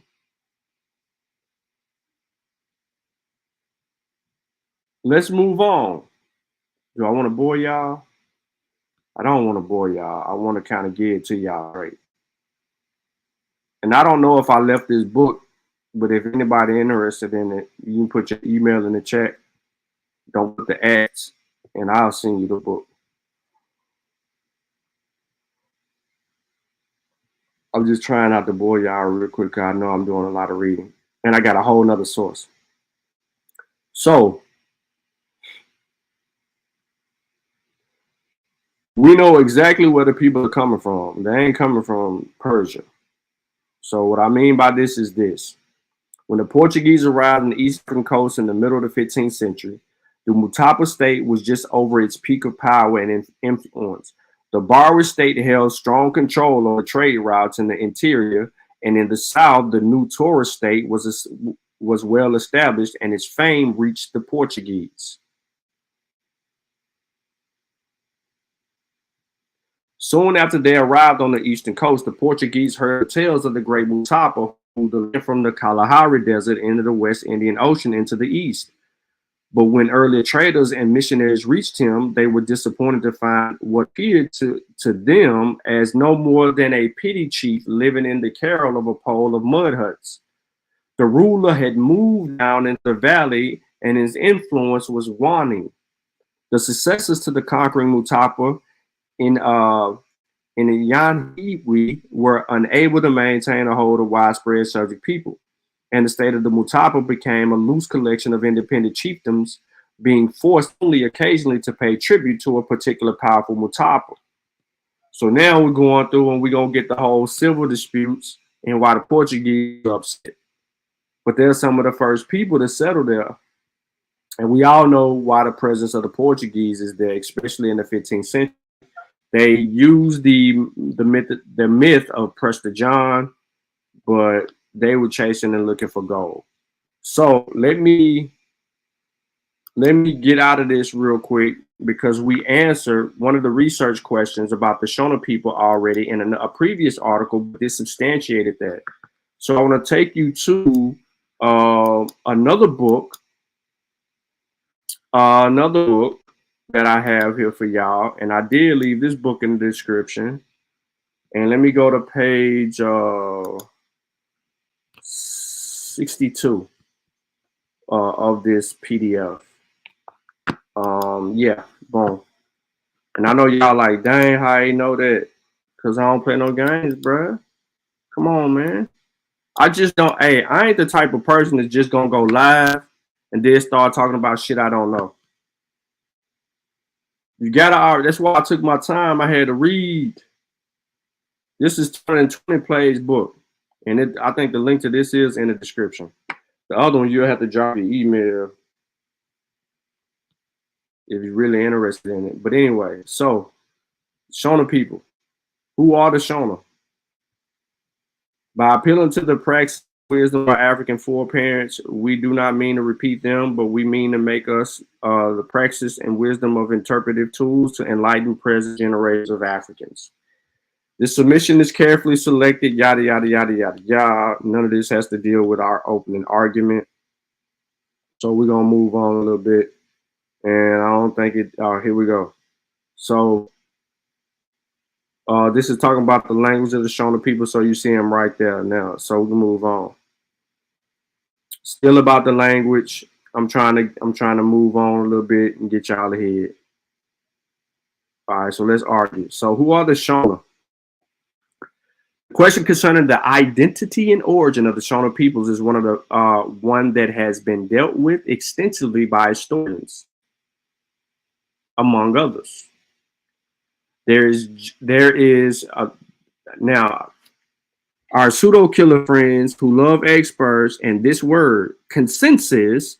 So there is a general consensus among historians that the Shona are part of the Bantu people that came to settle in Central Plateau of present-day Zimbabwe and credited with building the Great Zimbabwe stone structures, which served as their political headquarters. As Nelson pointed out, the early history of the landlocked territory between the Limpopo and Zambezi rivers, found in oral chronicles dating back to the 16th century, is one of preposterous tribal confederations whose political and cultural development was centered at Great Zimbabwe. Although effort was made to deny the Shona the honor of having constructed one of the wonders of the world in the form of magnificent Great Zimbabwe stone structure, on the basis of the racist notion that they could not have done so on account of their color. However, 1906, British archaeologist David Randall McIver silenced skeptics when he published the findings of his systemic excavations, establishing that the stone structure of Great Zimbabwe was unquestionably African in every detail.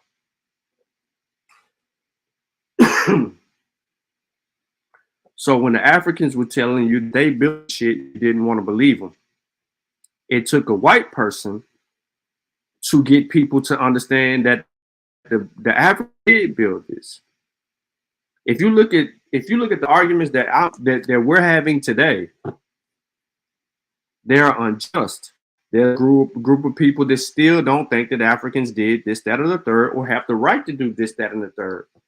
They only can get the cosign once white people agree with them.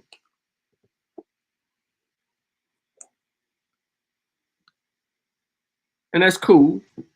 If that's what it takes for you to finally get on board, then understandably, if it's not the evidence, you got to wait till someone to co-sign something and you just ignore all the evidence. That's a problem, bro. It's a problem. But anyway, in present-day Zimbabwe, the Shona are an ethnic group that constitutes 3/4 of the country's population. It is important to begin the discussion at the name Shona by drawing the reader's attention to the views of at least 5 scholars who have traced the historical origins of this name from different perspectives. My concern is to highlight the ways in which the different scholars have explained how the people called the Shona today came to acquire this umbrella identity. My exposition will somehow confirm Apia's observation that throughout the world, identities continue to flourish despite their roots in myths and falsehoods. According to Apia, every human identity is constructed historical. Everyone is shared of false presuppositions of the errors of inaccuracies of the courtesies called myth, religion, hearsay, and science magic. Invented histories, invented biologies, invented cultural affinities come with every identity. Each is a kind of role that has been scripted, structured by conventions and narratives to which the world never quit manages to conform. Identity narratives in Africa have to a large extent been influenced by historical processes that unfolded on the continent, including the course of colonialism. As much one cannot ignore the historical reality that the African identity is in part the product of European gaze. However, due to the familiarity engendered by time and habit, the controversial circumstance under which some of these identities were fashioned and eventually concretized, well, I can't say that word, into what they are today is often forgotten and taken for granted. Let me now present a surretim examination of 5 submissions. I'm not going to go through these 5 submissions because it's going to refer back to the language.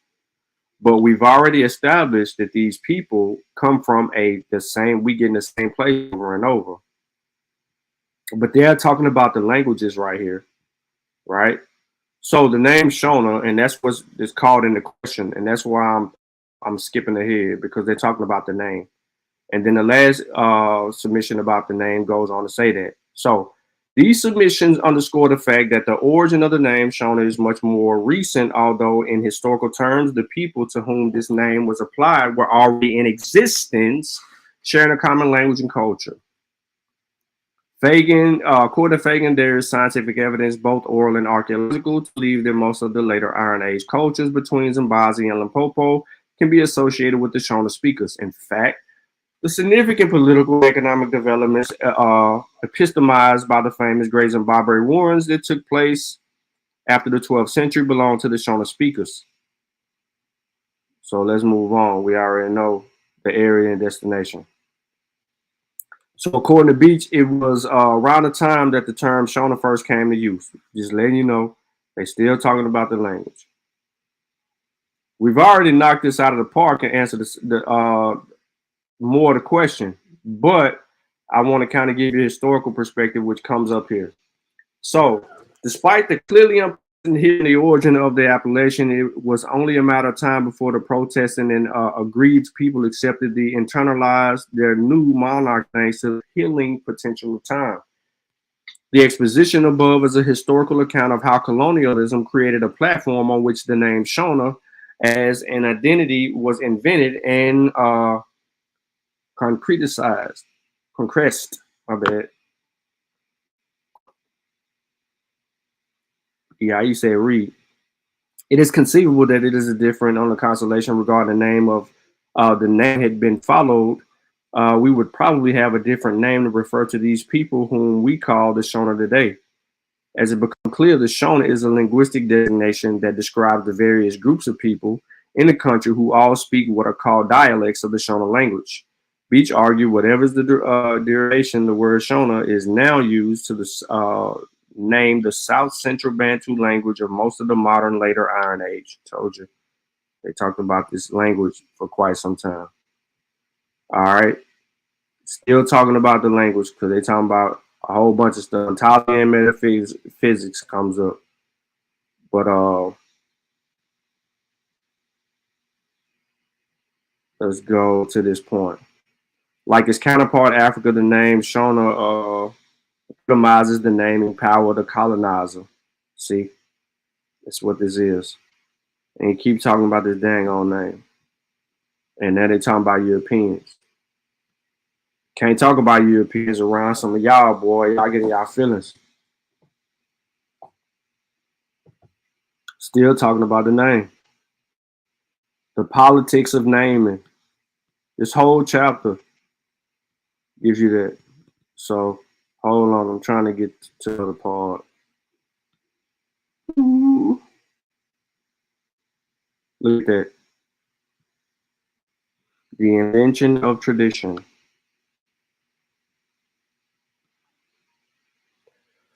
It hurts to be told by foreign scholars that in early days, the ingenuity of your forebears was so constrained by cultural traditions that people were condemned to repeat themselves endlessly, to be stuck in the same rut for time immemorial. This simply flows from the ranking comprehension. It is no consolation to be told by others that because there are no written sources, no past can be recovered, as if living traces of the past were not part of the partial of daily life. This crucial submission by Vincina is a vivid representation of the feelings that has haunted most indigenous scholars. Unfortunately, it has not gone away even today, given the dominance of such views and their prevalence in much of a literature that indigenous people continue to encounter.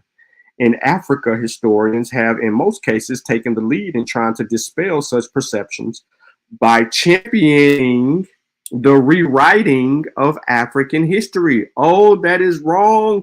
Y'all can't write your own history. Y'all ain't got no PhDs by your names. Y'all Africans, these white people ain't gonna accept it. And they gonna argue you down left and right because these good white people didn't approve you rewriting your history.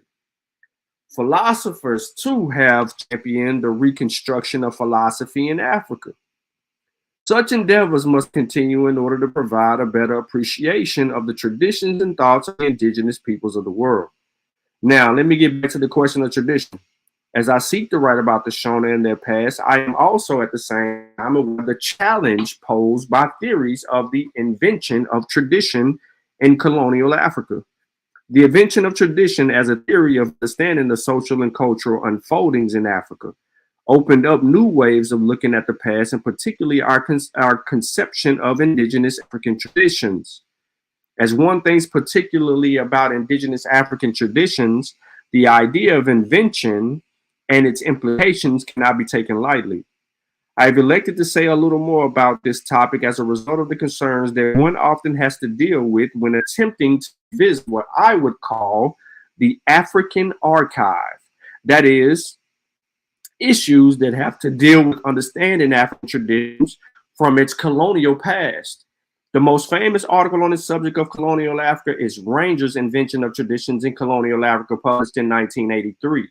In that famous article, Ranger attempts to draw an attention to the fact that much of what we consider today as African traditions or customs are in fact colonial inventions.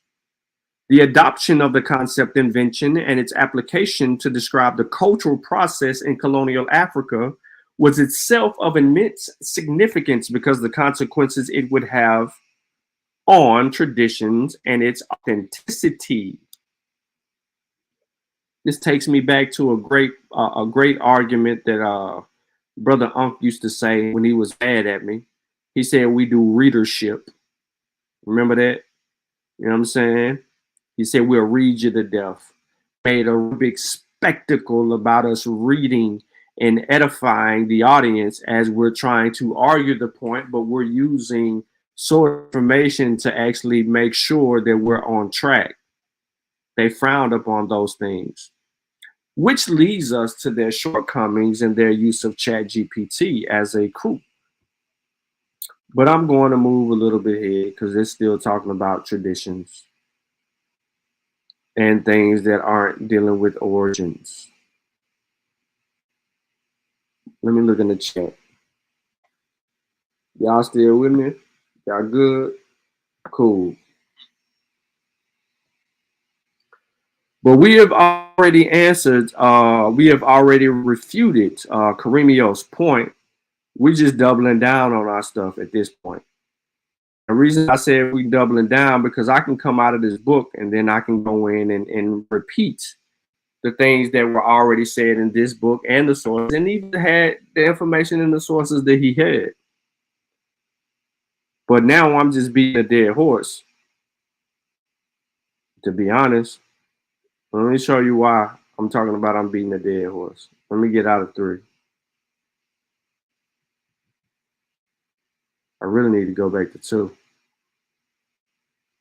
Yep, they use metaphysical thought, or they write about metaphysical thought. And even though I may not agree with certain things or that word per se, it is what it is. Hold on, I'm trying to see if I can. All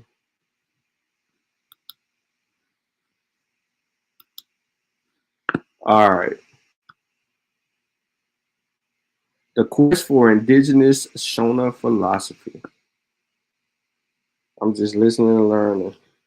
It's something new to me. Yeah, it's new to a lot of people. Because you really don't talk about these groups individually. And so what I was thinking of doing is that I was thinking of probably revisiting an introduction to West Africa to people from a tribal perspective, to let you, or not tribal perspective, but from a traditional perspective, and let you see the different groups of people that are in West Africa that fall under these certain labels that are, that identify totally, different. I don't know. I was thinking about that because it's like a lot can be lost into this, especially people don't know. People don't know who the Fula are. People don't know who the Khan. People don't know who Igbo, Ibibio. People don't know Yoruba. You know what I'm saying? We're on Benin and we see what groups of people that are this and that. You know what I'm saying? The Hausa, Nape or Nupe, depending on how you pronounce that. The people in them Cameroon regions. Why is there a cross-cultural region that's going on right there between the two and those forest people and how they get down and rock? I was thinking about that. But we have shows about all of these different groups of people. But, people don't want to take that time out to get into that. Hold on one second. Let me come up out of this book real quick.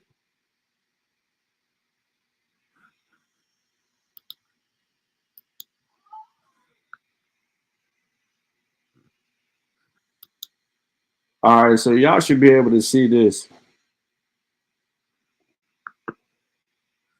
Showing people history and culture. It's a live science article. It's written in 2017.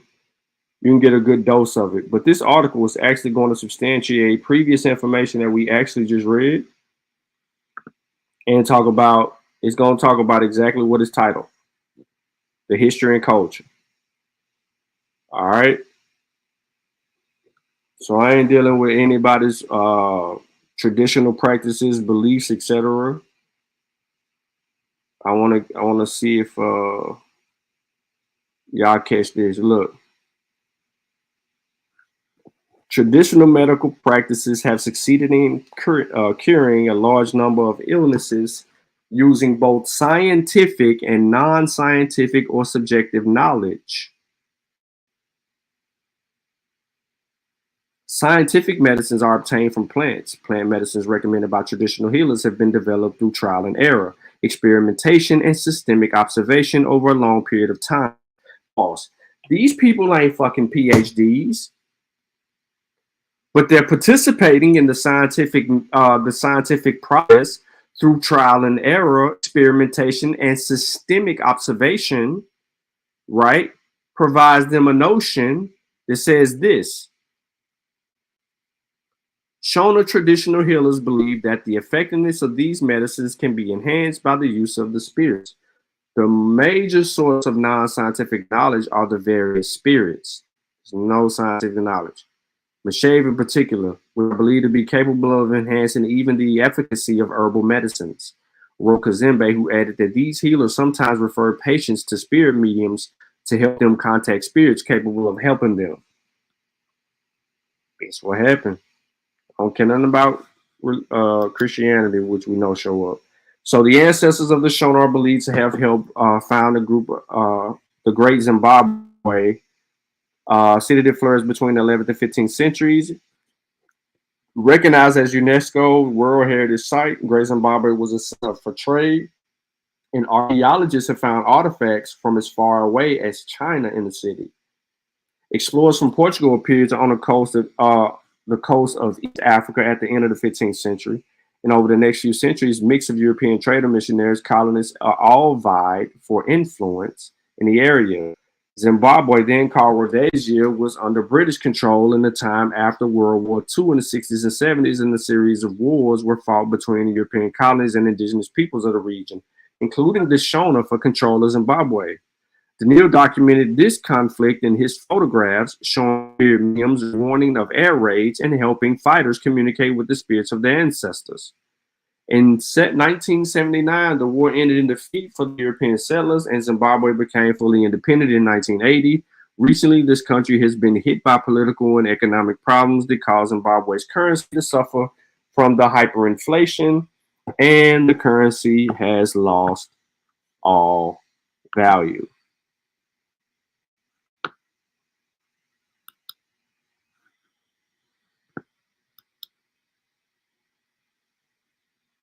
Yeah, we did.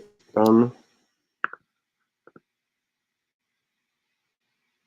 Fula. But yeah, so that's where we are with Karemio and his ignorance. He read his source. About 19 minutes into his argument, he provided us with a source about a tune, one of 9 tunes. One of those 9 tunes that says near the Persia region. Not one oral tradition stated that they come from Persia. Everything that we learned about the people said that they come from the north of where they are today. Bantu expansion shows us 2 migration periods. Both are known to the people and are mentioned. They named place. That place was not in Persia, right? Tanganyika is not in Persia, but they gave us they identified a place, which is still in Africa.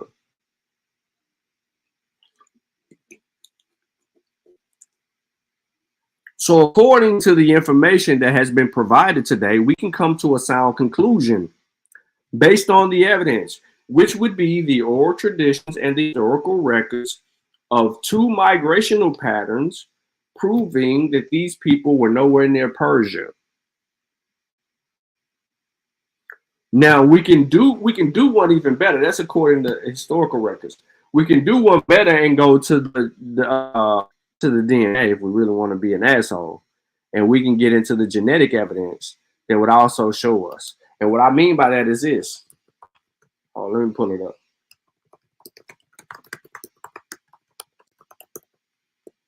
This article long in the mud too, bro. Like, even the wiki article is long. So I put this in the chat for y'all earlier.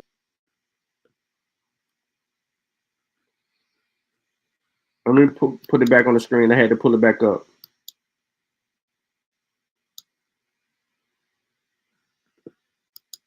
The genetic legacy of the Bantu expansion. Remember, I mentioned that earlier to all of y'all. The expansion of people speaking Bantu language is the most dramatic demographic event in the late Holocene Africa and fundamentally reshaped the linguistic, cultural, and biological landscapes of the continent. With a comprehensive genomic data set, including newly generated data of modern-day and ancient DNA from previously unsampled regions in Africa, we contribute insights into the expansion that started 6,000 to 4,000 years ago in Western Africa. Ladies and gentlemen, we just answered your question, and it's over. We genotyped 1,763 participants, including 1,526 Bantu speakers from 147 populations across 14 African countries, and generated whole genomes sequencing from the 12th late Iron Age individuals. We show that genetic diversity among Bantu-speaking populations declines with the distance from Western Africa with the current-day Zambia and the Democratic Republic of the Congo as possible crossroads of interaction. Use space-explicit methods and correlating genetic, linguistic, and geographical data. we provide cross-disciplinary support for a serial founder migration model. We further show that Bantu speakers receive significant gene flow from the local groups and regions they end into. Our genetic data set proves an exhaustive modern-day Africa comparative data set for ancient DNA studies and will be important to a wider range of disciplines from science and humanities, as well as to the medical sector studying human genetic variation and health in Africa and African descendant populations. So yeah, we can go there.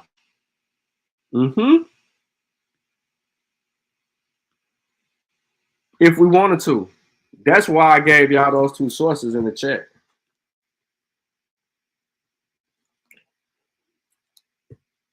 So again, we answered Karimio's research question.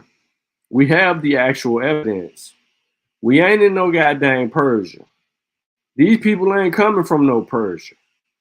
That instrument and that tune that you wanted to refer to says from that region, not that they come from that region. It never said that they came from that region at all. Never. So if you got time to look at the data and you can understand it, use Google if you don't. Google if you don't, and look up those words. But it is what it is right there, man. It is what it is right there. For Shona, my nigga. But questions, comments, concerns.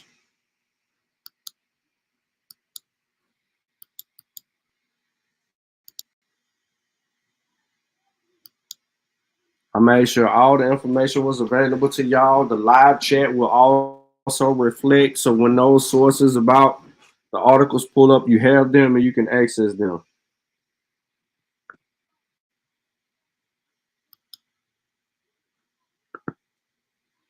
I gotta go catch the first half of Not a Coincidence show, but I really need to call my cousin.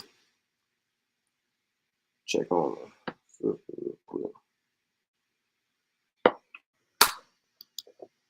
See what's going on with the go on.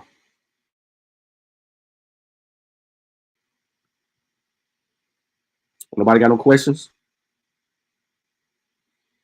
No. Dang, homie. In high school, you was the man, homie. What happened to you? Come on, man.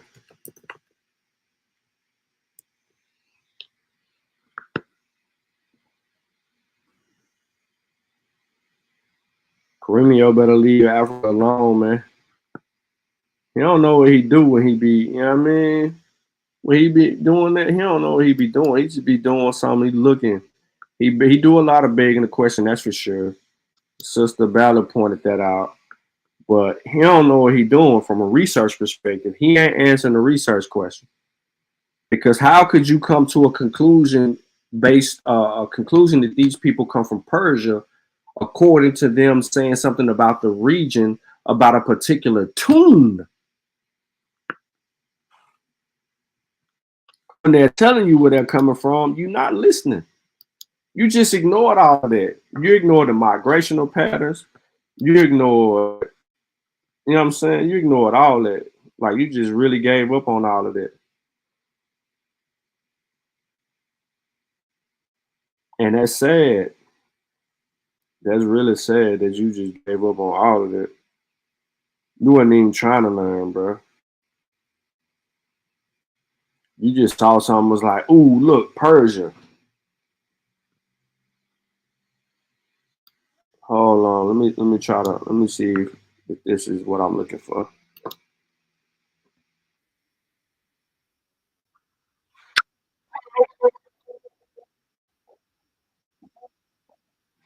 All right, so let me do this. Let me play this for y'all real quick. Hey, I appreciate that, man. Oh, I ain't done. Oh, I ain't done. I ain't done. Nah. I ain't done. But not catch the critique. Functioning nations, functioning communities always have critiques to figure out what side is best fit to help the community grow. And you can only do that by actually debating the issues. You got the presidential debates, right? Communities do this.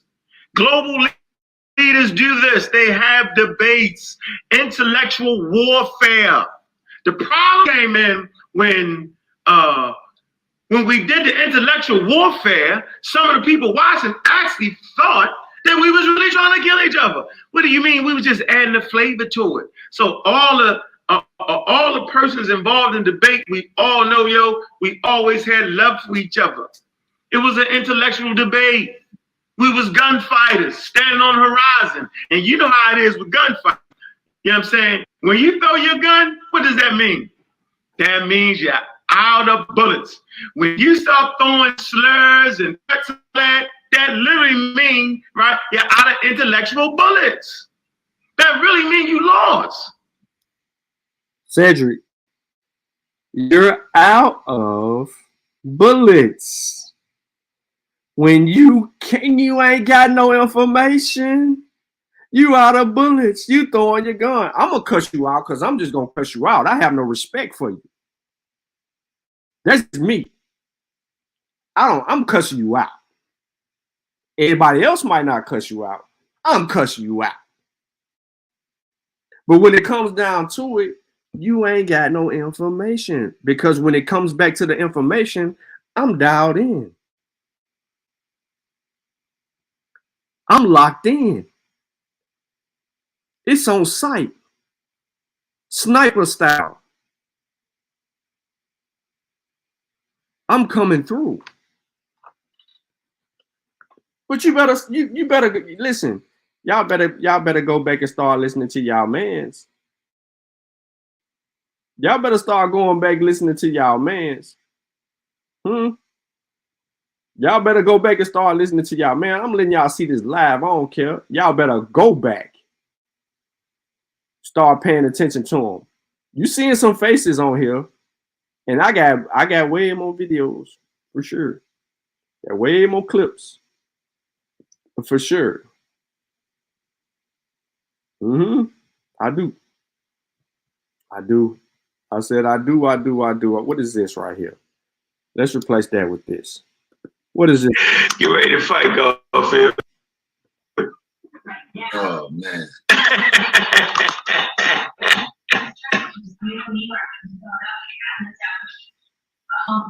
This about the vaccine. Right? Yes, we did. Did we? So he just did this? This is the article.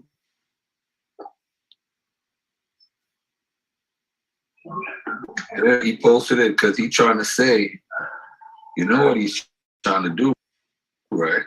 What are you trying to do? Again, he's trying to come with the whole anti-vax argument. That's what it is. I remember saying, and I did say, I'm very uncomfortable and very uncomfortable right now. I'm just eating. And this them talking about Divine at the time. Remember, I got the whole clip right here. This at the time, I think we was at war too. But I got clips. Don't worry, I got clips. I can muddy the water.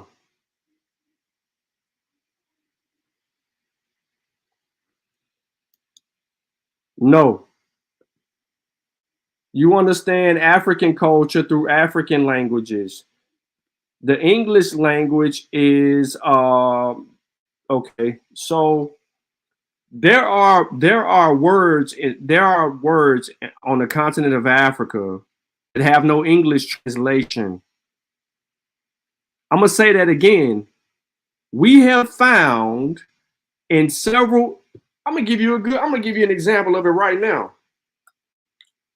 There's this book that you can spend. You can that costs $450, or you might find part 1 for $200. It's called the God is Debia. There is no English translation for the word Debia. It is an African word, West African specifically, but there is no English rendition or explanation for the word.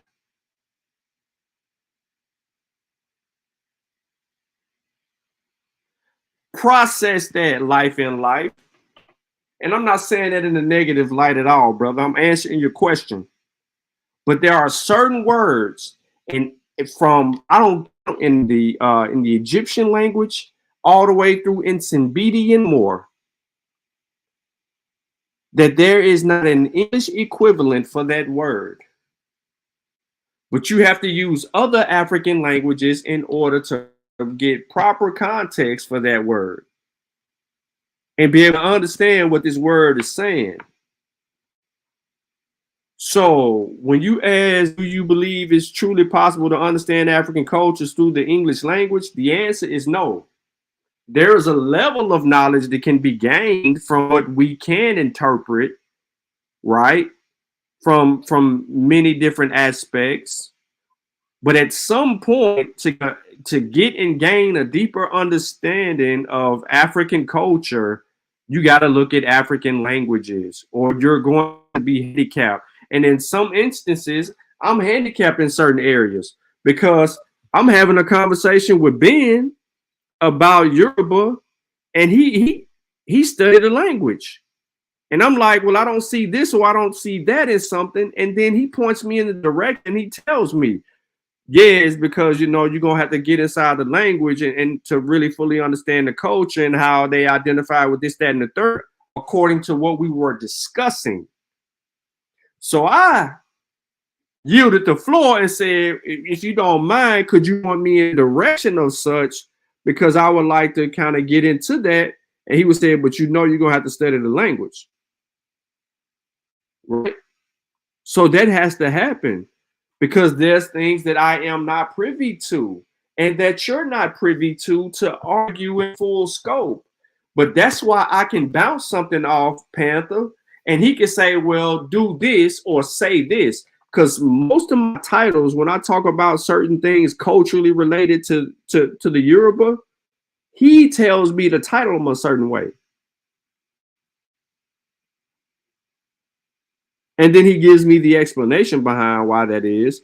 And so you can fully understand it. Even though he knows I didn't already read the material, it's like, nah, but there's some errors in other people's works that would indicate this, that, and the third, do this, and does this, that. So he does corrections through that because he studies the language. But not only that, look at the Siri and the Wolof. We got brother Aziz. You seen him in the chat as Zoo. Aziz will, he won't probably correct you live if you're messing up, but he'll give you some insight about that. You know what I'm saying? And then go through there, right? And kind of deal with it. But life in life, you asked a good question. And to be honest, it's something that people don't even consider because they're so handicapped that if a scholar don't say it, then it ain't that. Or what did the scholars say it to be? Now, mind you, the Seshu back in 2015, the Seshu corrected some errors in some translations that Wallace E. Budge had made. Not only that, right, but people like what's that dude's name, man? The other white dude who relied on other people, man. I can't think of his name for nothing. But he always tried to make Christianity and Egyptian culture. And see, look, right here. Hell, there's Spanish words that don't have an English translation because some languages describe concepts rather than the noun. And then Yai says there's no word for orphan in African cultures. So absolutely, bro. When we have any conversations, these things have to be considered. Are the people on the opposing side considering these things? Only who has who would be more accurately close? Well, who would be more closely related to the truth in these arguments? There you go, Sheffrin. God damn it, you knew exactly who I was talking about. Gerald Massey. Man, and listen, and this is the people in they claim to be comedics. They will use Gerald Massey, not knowing that Gerald Massey ain't even transliterated and translated the text. He rendered all he diverted doing the work and just accepted somebody else's translations of such, and then argued there whatever it is that he was trying to compare about the Egyptian culture and Christianity. So there were huge errors in that, but absolutely, man, you are handicapped to a degree. To be honest, you're handicapped to a degree when it comes to not knowing the languages. So yeah. Sheffrin came in right on time, but nah, that's the totality of it. To the answer of your question, though, is yes, we are handicapped. We are handicapped in certain instances.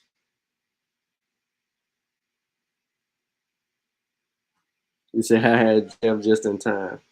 I ain't beating up on Chef, man. You know what I'm saying? I ain't beating up on Chef. I know his guys is a little emotionally down and distraught.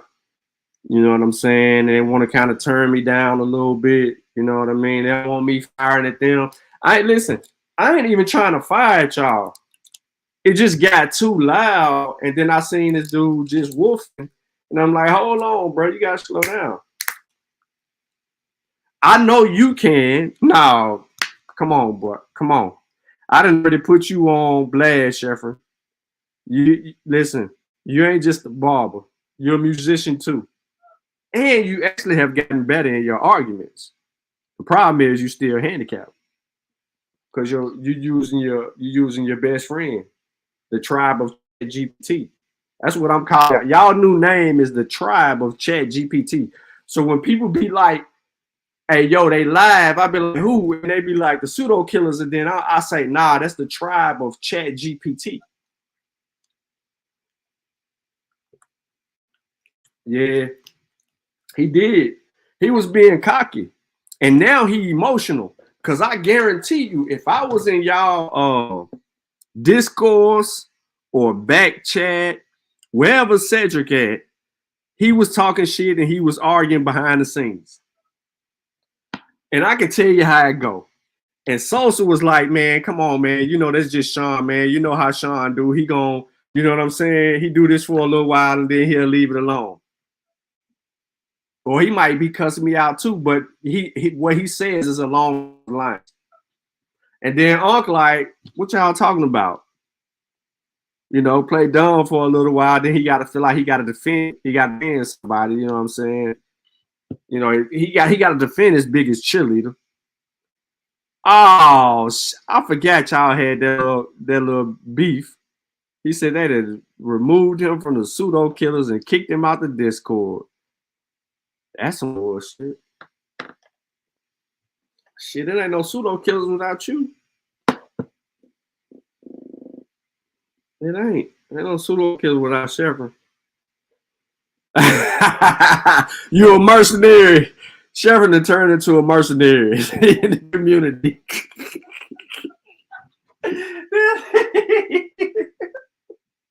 He turned into a mercenary. That might end well. Shit. Yeah, well, boy,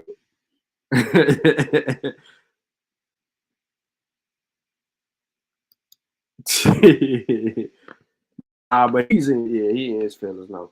But not for real though, man. Back to Karimio, man. He makes a lot of mistakes, and it's the pattern.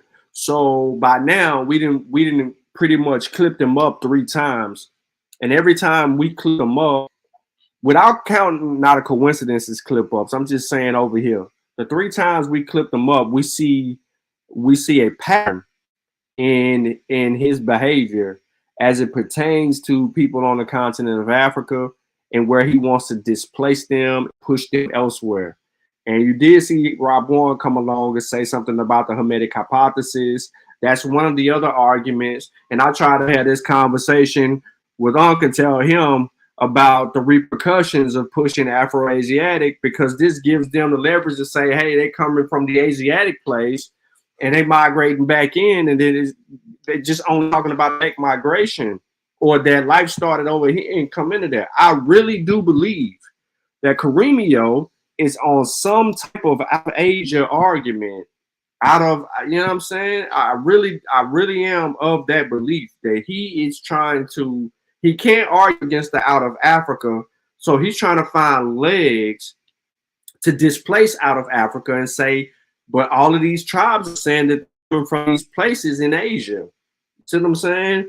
And we have to be very, very careful, because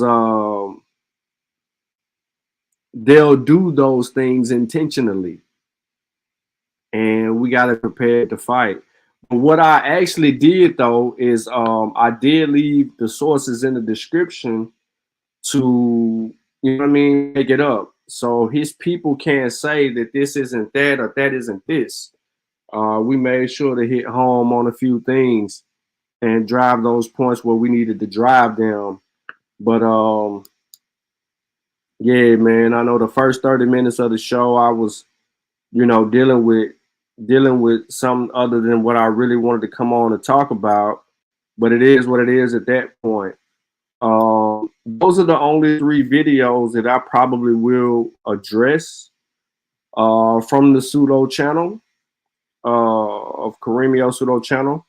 And that's why I put all his people in the chat. Now, I don't know if Not a Coincidence is still alive. I hope that he is.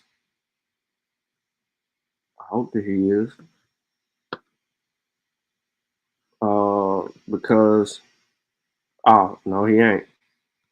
I wanted to get on there and mix it up, but he ain't live no more. So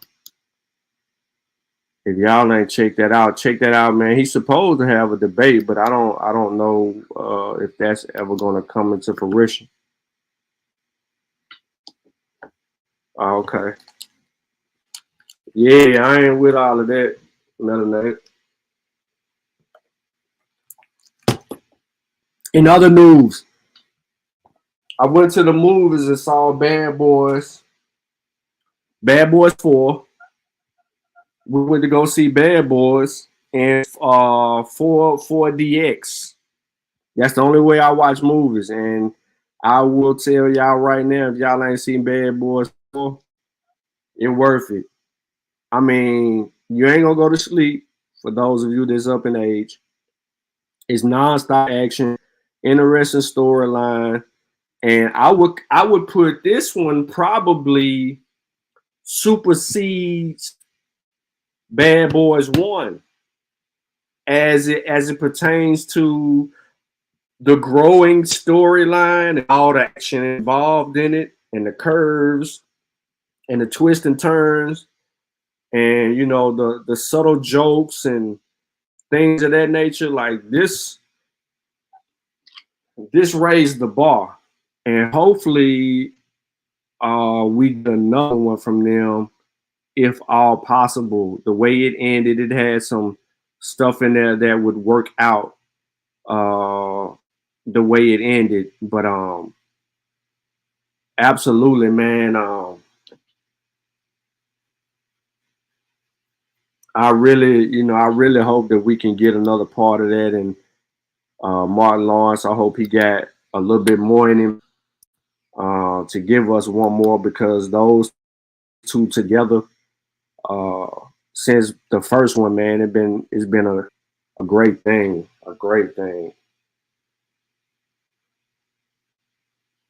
You watched Norm yesterday?